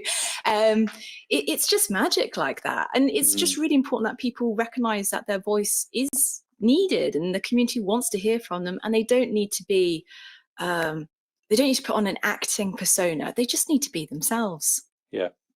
I think that's the big difference between podcasts or any of this kind of even live streaming compared to traditional media. Traditional media is so polished and produced. Yes. And to the point where I think nowadays, in comparison to the other media we have at our disposal, people have lost faith in legacy media, so-called, because we recognize that it's so produced, so polished, so scripted, that maybe we shouldn't trust it so much. And that's a problem. I don't think it's a good thing, but I think there is that strain of public resistance towards hyper polished and produced media, especially because of the length. Podcasting Mm-hmm. allows us to ramble and stumble over our words and Mm-hmm. things like that, as does live streaming. When I live stream my show, for example, I have no idea what I'm doing. No, I don't have a plan, we right? have I'm some responding to the semi-scripted. viewers, Yeah, exactly. right? I answer their questions. And sometimes I'm put on the spot and, I'm stumbling or making funny faces, and you have to get used to that. It's not exactly natural for me, but that's probably some element of the appeal. They feel like you're in the room with them. Mm-hmm. The screen is less like presentational and more like a window into my room or your room, right? Exactly, I agree with that. It really lowers that power distance that can sometimes be present when we look at, obviously, news media does have a very high power distance because obviously we want that formalized format of media delivered in such a way and to have that level of professional distance and professionalism. But when we're thinking about talking directly to our clients in the context that we operate, and for this conversation today, we've obviously noted down a few points to talk about, but it's a free conversation. Mm-hmm. We really just want the authenticity to come across and not to feel scripted. Neither of us are actors, so scripting what we're saying overly will come across as scripted, won't it? It just will end up causing more of a gap between the people that we're wanting to connect with, rather than connecting us closer and creating space for those conversations, hopefully. Because I think in addition to that, everything we do with live streaming or podcasting, we're inviting participation, engagement, exactly, following, liking. We want those people to reach out to us. We want them to contact us. We are trying to create bonds and connections. I think, I don't know. No, 100%. Would you agree with that? Yeah.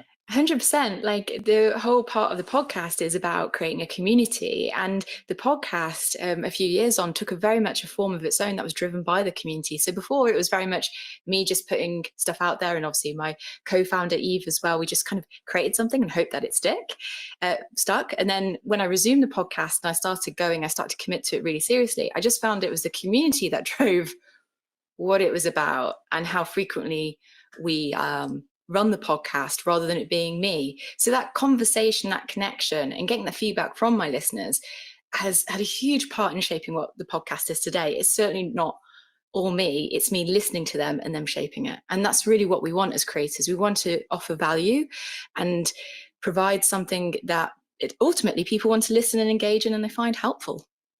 Mm-hmm. Yeah, it's a fascinating new territory. It's new to me. I've been live streaming now for 3 years and podcasting for about 1.5 years. And we're still trying to find our way with the various podcasts. And there's a lot of information out there about podcasting. So I want to ask you about, what are the things, let's say someone's new to podcasting, someone like me, someone like anyone out there who's never done it yet. What are the sort of misconceptions people have about podcasting? What are the... what do they get wrong about podcasting, first of all? Let's explore that, and then we can talk later about what are the benefits and the appeals of doing a podcast. What do you think people get wrong about it? Or let's say, if you're thinking about making a podcast, what things are scaring you? What do you think about that? That's a good question. So when I ever speak to people about podcasting who may be quite new to this format or new to creating media, they always think you need a professional studio to create high quality content. But with podcasting, you don't. And in fact, I started with very simple resources that I had. And I used what I had to start. And I always joke, the podcast I have started in a cupboard. And that's true, because a cupboard provided a really good audio space to record in. But I literally started with a laptop and one microphone that we shared. And all the rest of the software that I used to edit was already pre-installed in my laptop. So that kind of dispels the myth that you need a really high advanced recording studio with the latest technology and also an editing crew to start. You certainly don't. And in fact, with the advancements in mobile devices and what we're seeing there, and the amount of memory that phones can hold now, you can potentially record things on your phone and also edit it too, which I think is really exciting, that that media is advancing so quickly and making show production, whether it's videos or audio only, a possibility. So the technology fear is, it's not necessary. No, it isn't. A lot of people already have potentially stuff that they could already start podcasting with. And that's something I explore with my clients. I first ask them, what do you have? Let's look at what you have before you go out and buy a microphone and things. Because often, they may have devices that already have microphones fitted on them. Mm-hmm. So that's always a big thing. The technology, the unknown. I think it's just something that's unknown, isn't it? That scares people. Yeah, I've heard that many times. A couple of people asked me about my live stream. Yes, I was going to say. And what they don't necessarily understand is that I was already set up for that because I teach a live class to a high school in Japan regularly. And I needed a camera, I needed streaming platforms.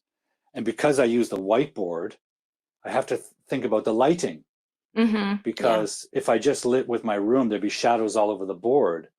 And I needed a manually focusable lens so that this would be clear, but also I would be clear at a certain depth.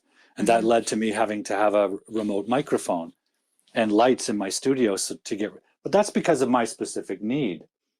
You don't need any of that to start a live stream. I had to do that to set up something with which I could deliver a class. But it doesn't have to be like that.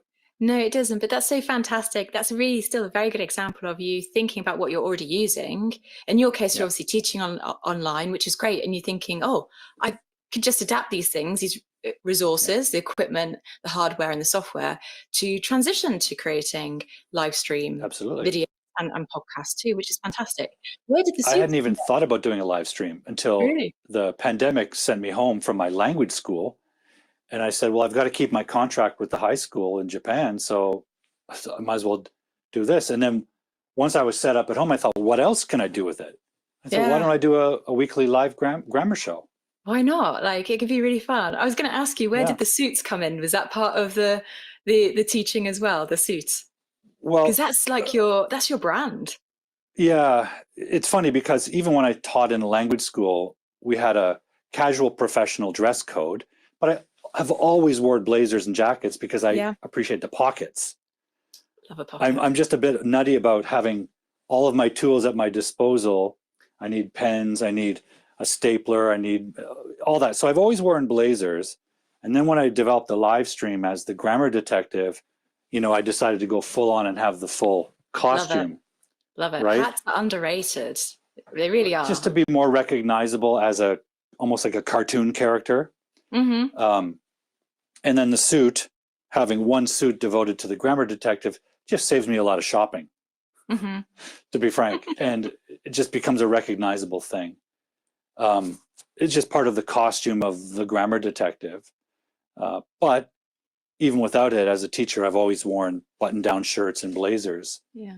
Not necessarily a tie, but so it's just part of the shtick, part of the costume. It's part of the branding, isn't it, for your show, which I think is wonderful that you've thought about that. And you've really put attention to the details, which help people recognize and connect with you. It adds to the whole genre of live streams that you're creating.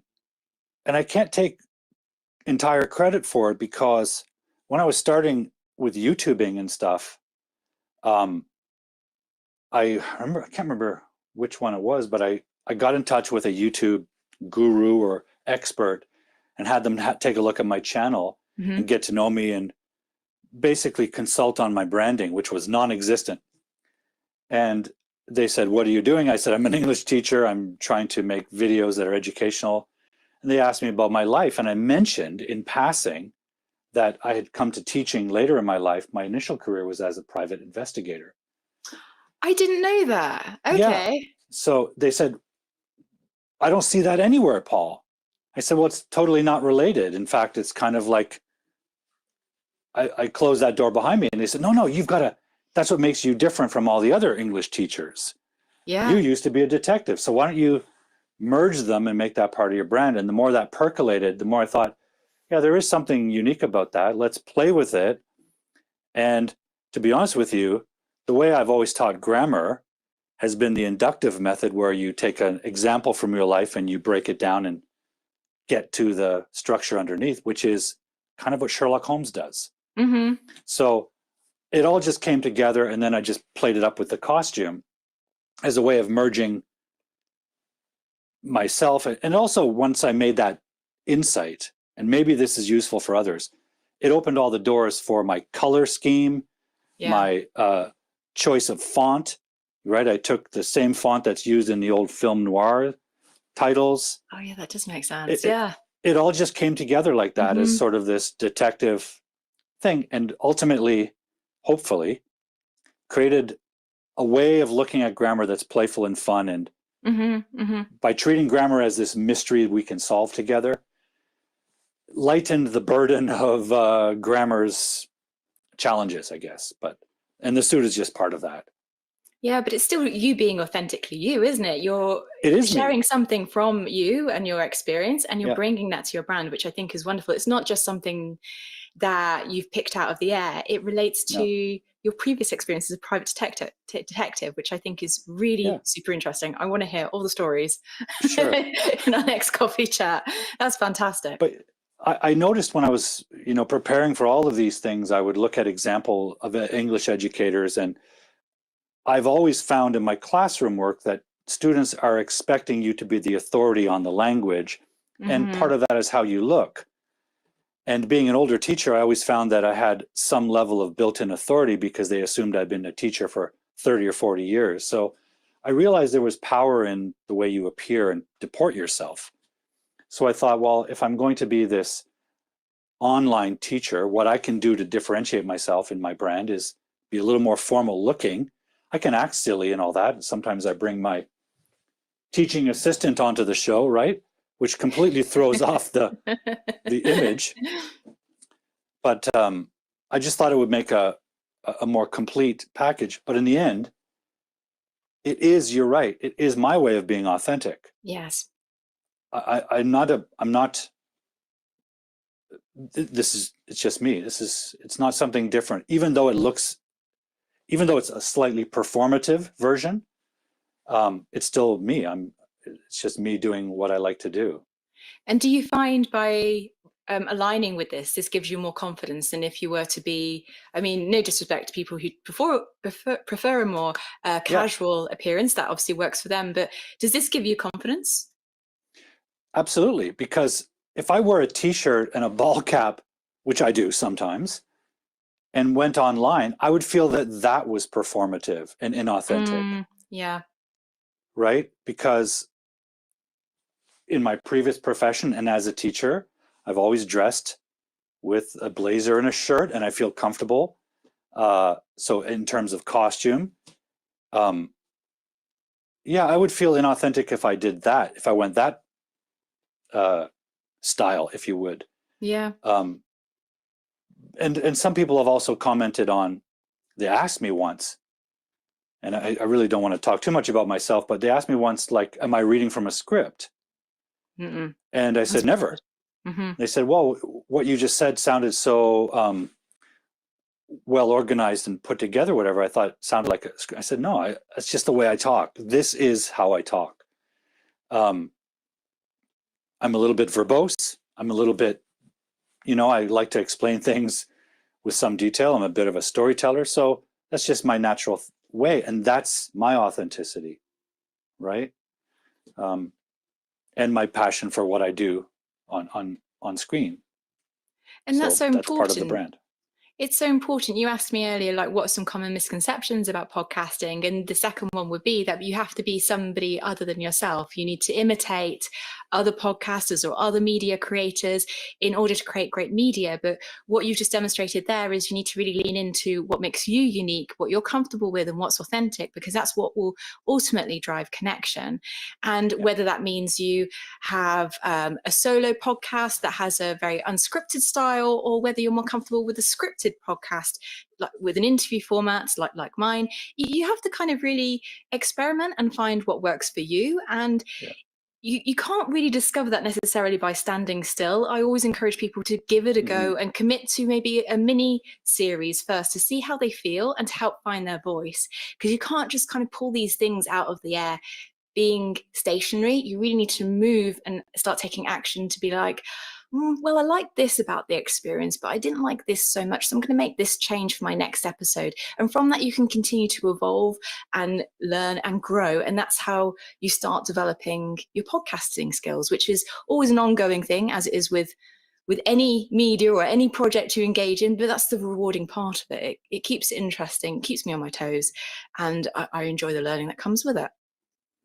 Do people often ask you, like, about their physical voice? Like, I don't like the sound of my own voice. Yes. Things like that. Are they self-conscious about that? Yeah, they can be really critical of themselves, which it's funny you said that, because I just literally thought of a conversation I've had this week where somebody was very critical of their voice. And it is really uncomfortable to watch yourself back on a video or to listen to your voice back on a podcast. It is a bit uncomfortable because we often don't hear ourselves. We hear ourselves very differently to how it's then channeled through speakers or earphones. So you have to kind of really lean into that discomfort. And yeah, honestly, we are our own worst critics. And again, it comes back to just being authentically you, not putting on any voices unless you want to, unless it's part of a playful character you want to bring in.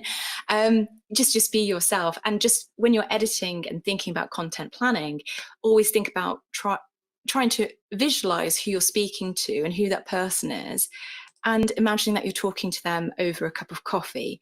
Because once you're very specific about who you're talking to, it becomes a lot easier. You don't want to please everyone. Nobody's for everyone. You just want to focus on one person specifically, or one avatar, let's say.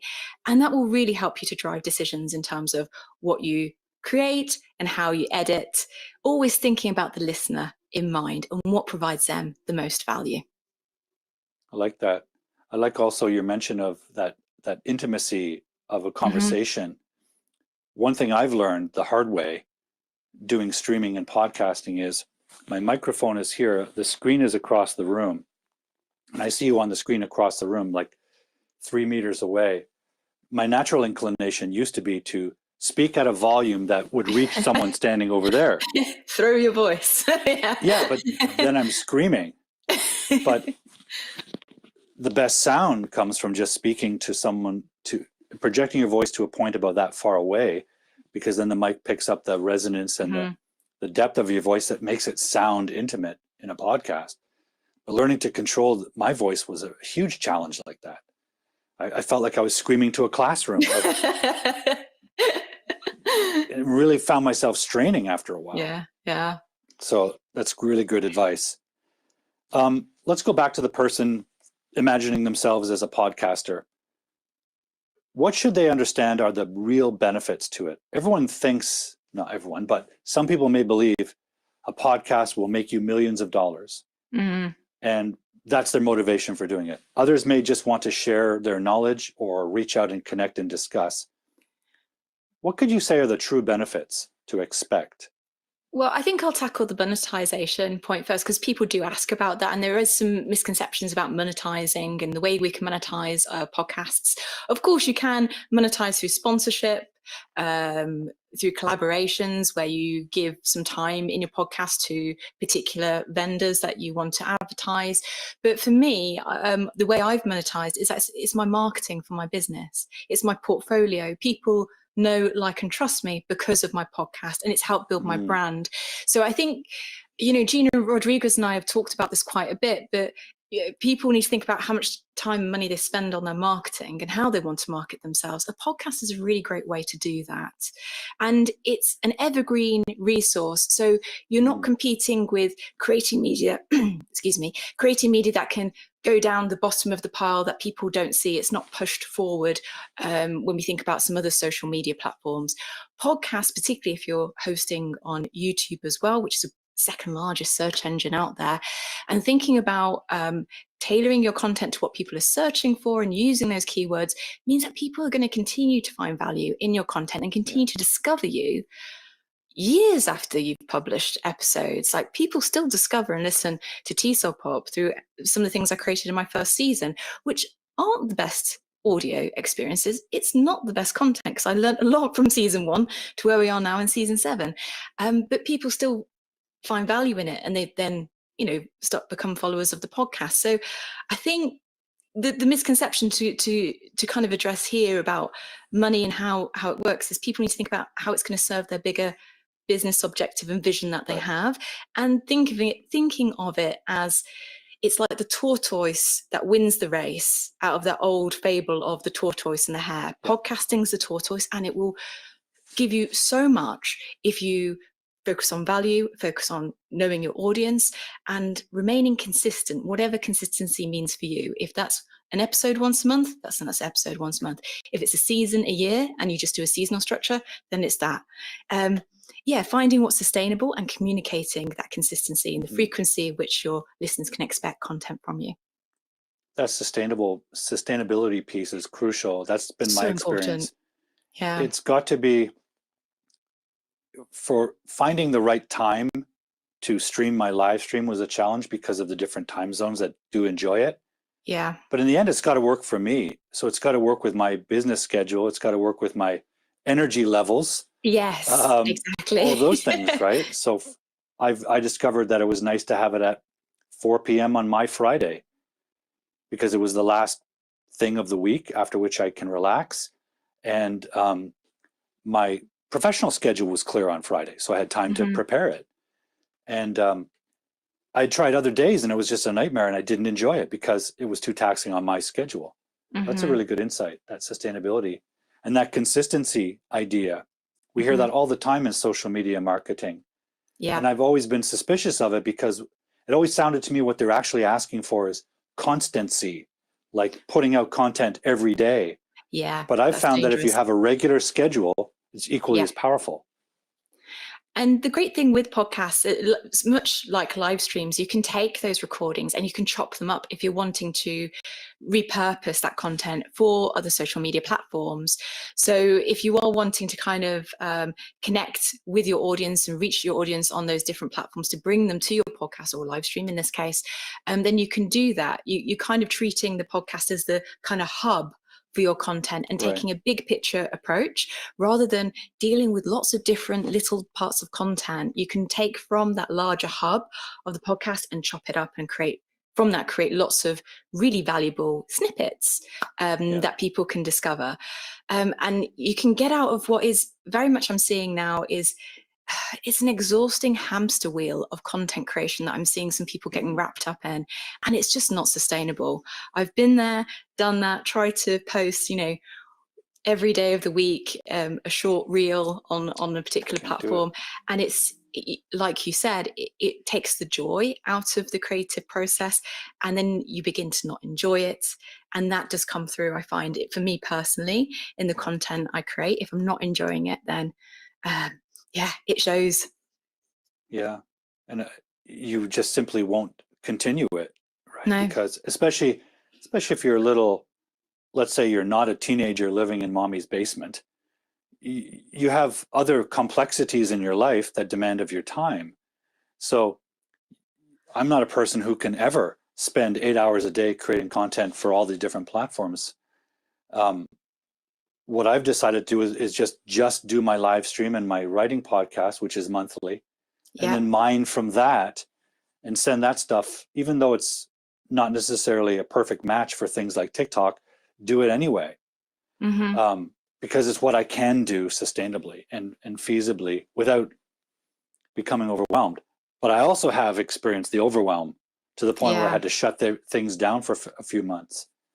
So that's something to be mindful of too, right? Because it can be completely time consuming to do any kind of media creation, right? Yeah, absolutely. It can be, but I found for me, I'm now recording season 8 of TESOLPop. We're releasing season 7. Season 8's almost finished recording because I've refined the workflows. Like, you're only as scalable as your workflows. And this sounds terribly boring, and people tend to switch off when I mention this, because it's not so exciting as talking about microphones and the marketing return. But it is honestly the truth. As soon as you kind of think about automating some things, having templates for things, and thinking about the standard operating procedures, or SOPs as we call them in media, it will help. It will help to remove those. It will help to make those tasks, the admin tasks that we have to do, a lot smoother. Get those out of the way Yeah. really quickly, so you can focus more on the things that you do enjoy doing, the actual creation of the content itself. And I'm a lot faster now in creating content than what I've ever been, because I've been so focused. Thanks to Haven Sang, who's obviously in the background and has masses of experience in working in broadcasting. He's brought that experience to TESOLPop. So I've been able to really understand the value that workflows bring. And yeah, it doesn't take as much time as it used to. Sounds boring though, doesn't it? But workflows, have you found that with your live stream and your podcast as well, that you have a particular template, a process? I do. I do it all alone, so it's become kind of intuitive rather than sort of Yeah. structured. But I have found patterns that work for me, without which it becomes a big mess very quickly, Yes. because there's the preparation, there's the streaming or the podcasting or the recording, then there's the editing, and then there's the uploading, then there's the promoting. There's a whole series of steps that are involved that all take time and energy and aren't necessarily visible going in, right? You don't necessarily appreciate them. And the minute you're involved with other people, that adds the communication element. Now you're texting a lot. So there are considerations there that you have to manage so that you're in control of them. They're not controlling you, I think, is the key, right?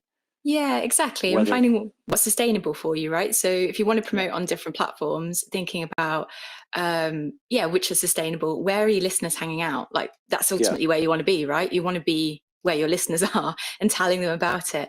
So kind of really prioritizing and not trying to do it all, but just prioritizing perhaps your top 3 spaces, whether it's a physical space or like a published magazine maybe, or an online social media space where you want to tell people and start sharing about your media you're creating. Because I think that's the other thing that people forget. They create this fantastic media and then they don't tell anybody about it.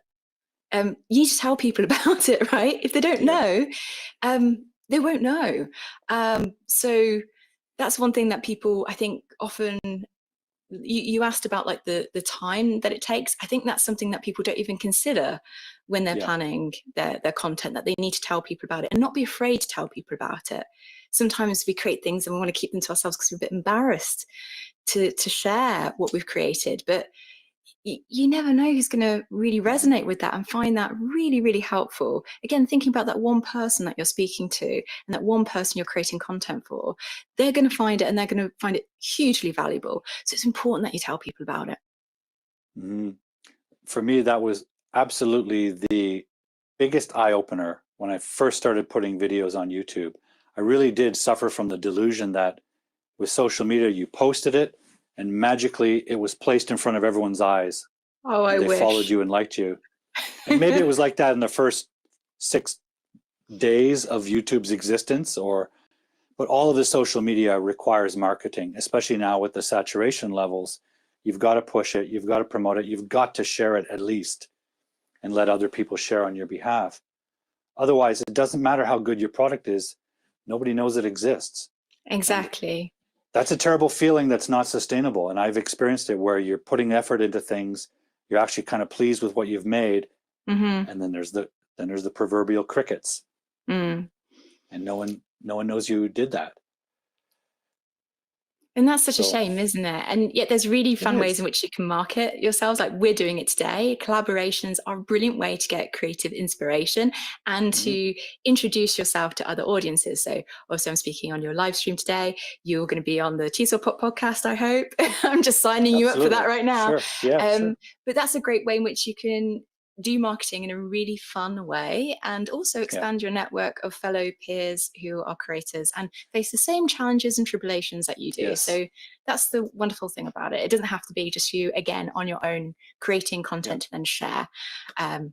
Which, yeah, this is the part I love about the media creation. I get to talk to different people, meet different people, get inspired, and obviously the content we're creating today is just wonderful that we have this tangible thing that goes out there into the world. It's so easy to feel alone in what you're doing because it requires so much of your, anything creative requires a lot of, isolation or introspection and focus on making something. Yeah. When you can collaborate at any level, whether it's in the production of something or the something like we're doing, it's incredibly uplifting, but it's also empowering because you're reminded that you're not alone and that, like you said, everyone shares these struggles. And through collaboration, rather than competing with everyone, you just get more benefit. You just get more insights. You learn from each other. And I'm happy to share my small audience with anyone that I think has value that my viewers can benefit from. I love introducing educators like yourself to my audience, but I also love introducing language learners, for example, to them, to show them what's possible, right? To show them and inspire them that their goals are possible to achieve, right? Which is sometimes when you're alone, you don't know that. I like meeting someone like yourself for many reasons, but one of the reasons is you reinforce in me optimism that podcasting has benefits and that even though now there's so many people podcasting, it's still a good time to do it. Absolutely, right? Absolutely. Nobody can replace you, and your audience wants to hear from you. And I think it can be quite intimidating when we look at the new content creators that are obviously coming into different spaces, whether it's podcasts or YouTube and stuff. You can just use that as a kind of feeling of defeatism that, oh, well, there's already somebody who does something like that. Like we've talked about on this live stream, there's something very unique about you that you need to tap into, that authenticity. And instead of trying to think, oh, I want to have millions of followers, I mean, obviously the large media companies appeal to millions of followers, but you don't need to have millions of followers to make a real impact. For quite some time, I only had a couple of hundred followers for the podcast, and that was brilliant. If you imagine a couple of hundred people stood outside my house now, firstly, I'd be terrified. But it's actually quite a lot of people who are finding value. And when you really think about it in that kind of real human sense, rather than chasing a statistic, what do we kind of call it? That statistic that, I don't know, it's, if you think about it on a real human to human level, like, just starting with that and connecting with a few hundred people is fantastic. And then from there, you'll continue to grow. Yeah. I think we get obsessed with these little benchmark numbers like 1,000 or 3,000 because the social media platforms require that for access to new features and things like YouTube, you need 1,000 subscribers. So we start thinking in terms of thousands rather than hundreds. Yeah. Like as a teacher, I can't even picture what a 100-person classroom looks like. I can. I really, had one in China. University lecture, yeah. Okay. Yeah, exactly. It's scary. I can tell you that when you're first opening the door for your first class to teach. That's when I first got my first teaching job. I had a huge class. Wow. Yeah. Must be incredible. A couple more questions before we wrap up. You coach podcasters. Yes. So what can you tell us about your coaching programs and so on? Sure. So I coach both existing experienced podcasters and new podcasters, specifically educators who are in business. That tends to be the people I attract because obviously I spent so much time in education, which is wonderful. So I help people to either start up their podcasting and start their journey, to support their business or support their school. So they work with me in planning a scheme of work, shall we say, and start recording and developing those key skills. And getting to what they want to achieve a lot faster, with me sharing my guidance as somebody who's been there, done that. I've learnt lessons the hard way, so my clients don't need to. And it's just nice to have someone to also bounce ideas with. So that's what I do. And I do that through my podcast Pathfinder program, where I work with new podcasters. I also have one-to-one coaching. Thank you very much. I also have a one-to-one coaching that I do for people who are experienced in media creators or have something very specific that they want to work on in their communication or media to support their business goals or their career goals. So that's what I do. That's fantastic. And would you say that that is your sort of pinnacle project? At the moment, yeah, absolutely. The podcasting is what I'm leaning into. I am working on some other projects. So over the year, I've been working with one-to-one clients in helping them move forward with their business ideas and move forward in their careers and take risks in their communication. So you have to keep your eye out for what I'm working on at the moment. It's still very much in the ideas and discovery phase, but I'm aiming to have something new in the spring of 2024. I can't believe we're going into the new year. Not so long away, is it? But there'll be other things that I add to my portfolio. So if you are somebody who wants to use media, wants to communicate, wants to build connections and grow a learning community, then get in touch. I'd love to hear from you. Brilliant. And we'll have those all those connective points down here in the descriptions, and we'll have you we'll get you the footage so you can share this on your social media as well. That's brilliant.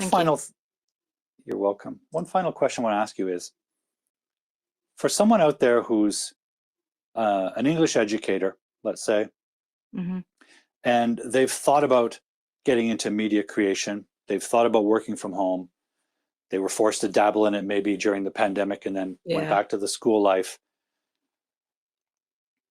What can you tell them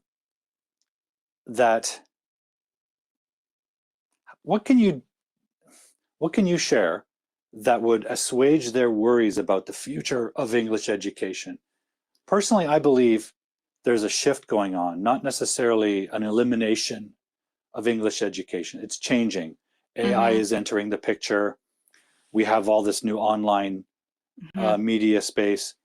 And I have talked with teachers who come from the old school of the classroom, the textbook, and they're worried.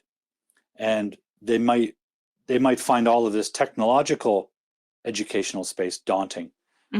What can you share with them that would reassure them or inspire them? Well, I think now as educators, we have more choice. And that's probably a positive washback that's come from the pandemic. That's caused students and schools to be more open to online classes. And this means now that you're not dependent on where you're based physically in order to teach and to connect with students. So that gives you a lot of options as a teacher. If you're not particularly happy in your current local context, then you can consider starting an online business to teach students online. And there's lots of resources now out there that enable you to do that. And there's a lot of free resources out there where you can start to learn and dabble in that. So I think that's one of the opportunities I think that technology and the change that we're seeing is offering us, and it gives us a lot more choice. And who doesn't need more choice? I had a conversation with Rob Howard for the beginning of season 7, and he briefly talked about teachers earning $100 an hour that's US dollars an hour for one-to-one classes. And I think in our particular industry of English language teaching, we're used to maybe lower rates of pay, to put it mildly. I've certainly not been paid much for some of my teaching gigs in certain environments, in certain schools, but now that doesn't have to be the case. Students are looking for a tailored experience, which teachers already do. We're already really good at that. We're great at tailoring. We're great at taking a course book that's not a great fit for our students and making it work with adaptations. Those skills and what makes you is what your students want. And that's what students are more open to looking for, that tailored, independent experience. We're seeing them shift away from maybe the school experience and be more open to independent working with teachers one-to-one. So I think this is incredibly exciting. It's a time to lean in and to reimagine what you'd like as a teacher, or what you would dare to imagine. And then what you don't know, you can always learn. You're an expert in teaching and learning, so you can learn it. And there's people like myself, like yourself, Paul, that are here to support. So yeah, take a risk. Love it. That's what it is, isn't it? It's about the risk. Don't It be really afraid. And I think also one of the things that's so inspiring and exciting is that you don't have to live where you live. So if you're unhappy with your career, even if you're unhappy with your location, yeah. these tools allow you to teach from anywhere. It's terrific that you have classes in Japan that you teach. That's incredible. Yeah, it is truly incredible. It's a privilege and an honor that, yes, I've worked to make possible, but whenever I see any of my audience watching my live stream or with the school in Japan, I'm just so humbled that people around the world are listening to what I have to say, and I'm able to help them in a way that I couldn't in a classroom with its limitations. So I would also add to anyone listening who's in that position, take those risks, as you said, because there are so many new choices available to you that you may not realize exist. And I think that's where a lot of the fear sometimes comes from. They just don't know that there are other options. The unknown, right? It is scary. Yeah. But you can start with something small. So you don't have to quit your job today. You can start with a small passion project and explore. That's how I started with podcasting. It was just going to be a standalone season, and we wanted to see where it went. And look where I am now. You can just start with something small, and then you'll be surprised where it can lead you and how it can broaden your horizons and open up opportunities that you didn't know were there. Yeah, wonderful. I want to be respectful of your time, and it's been past an hour already, Laura. It's been great to chat. Thank you. Thank you very much for joining me, and we'll talk soon. Thank you for joining Hardboiled English Live, Laura. Take care. It's been a pleasure. Thank you, Paul. Bye, everyone. Okay. Bye, everyone.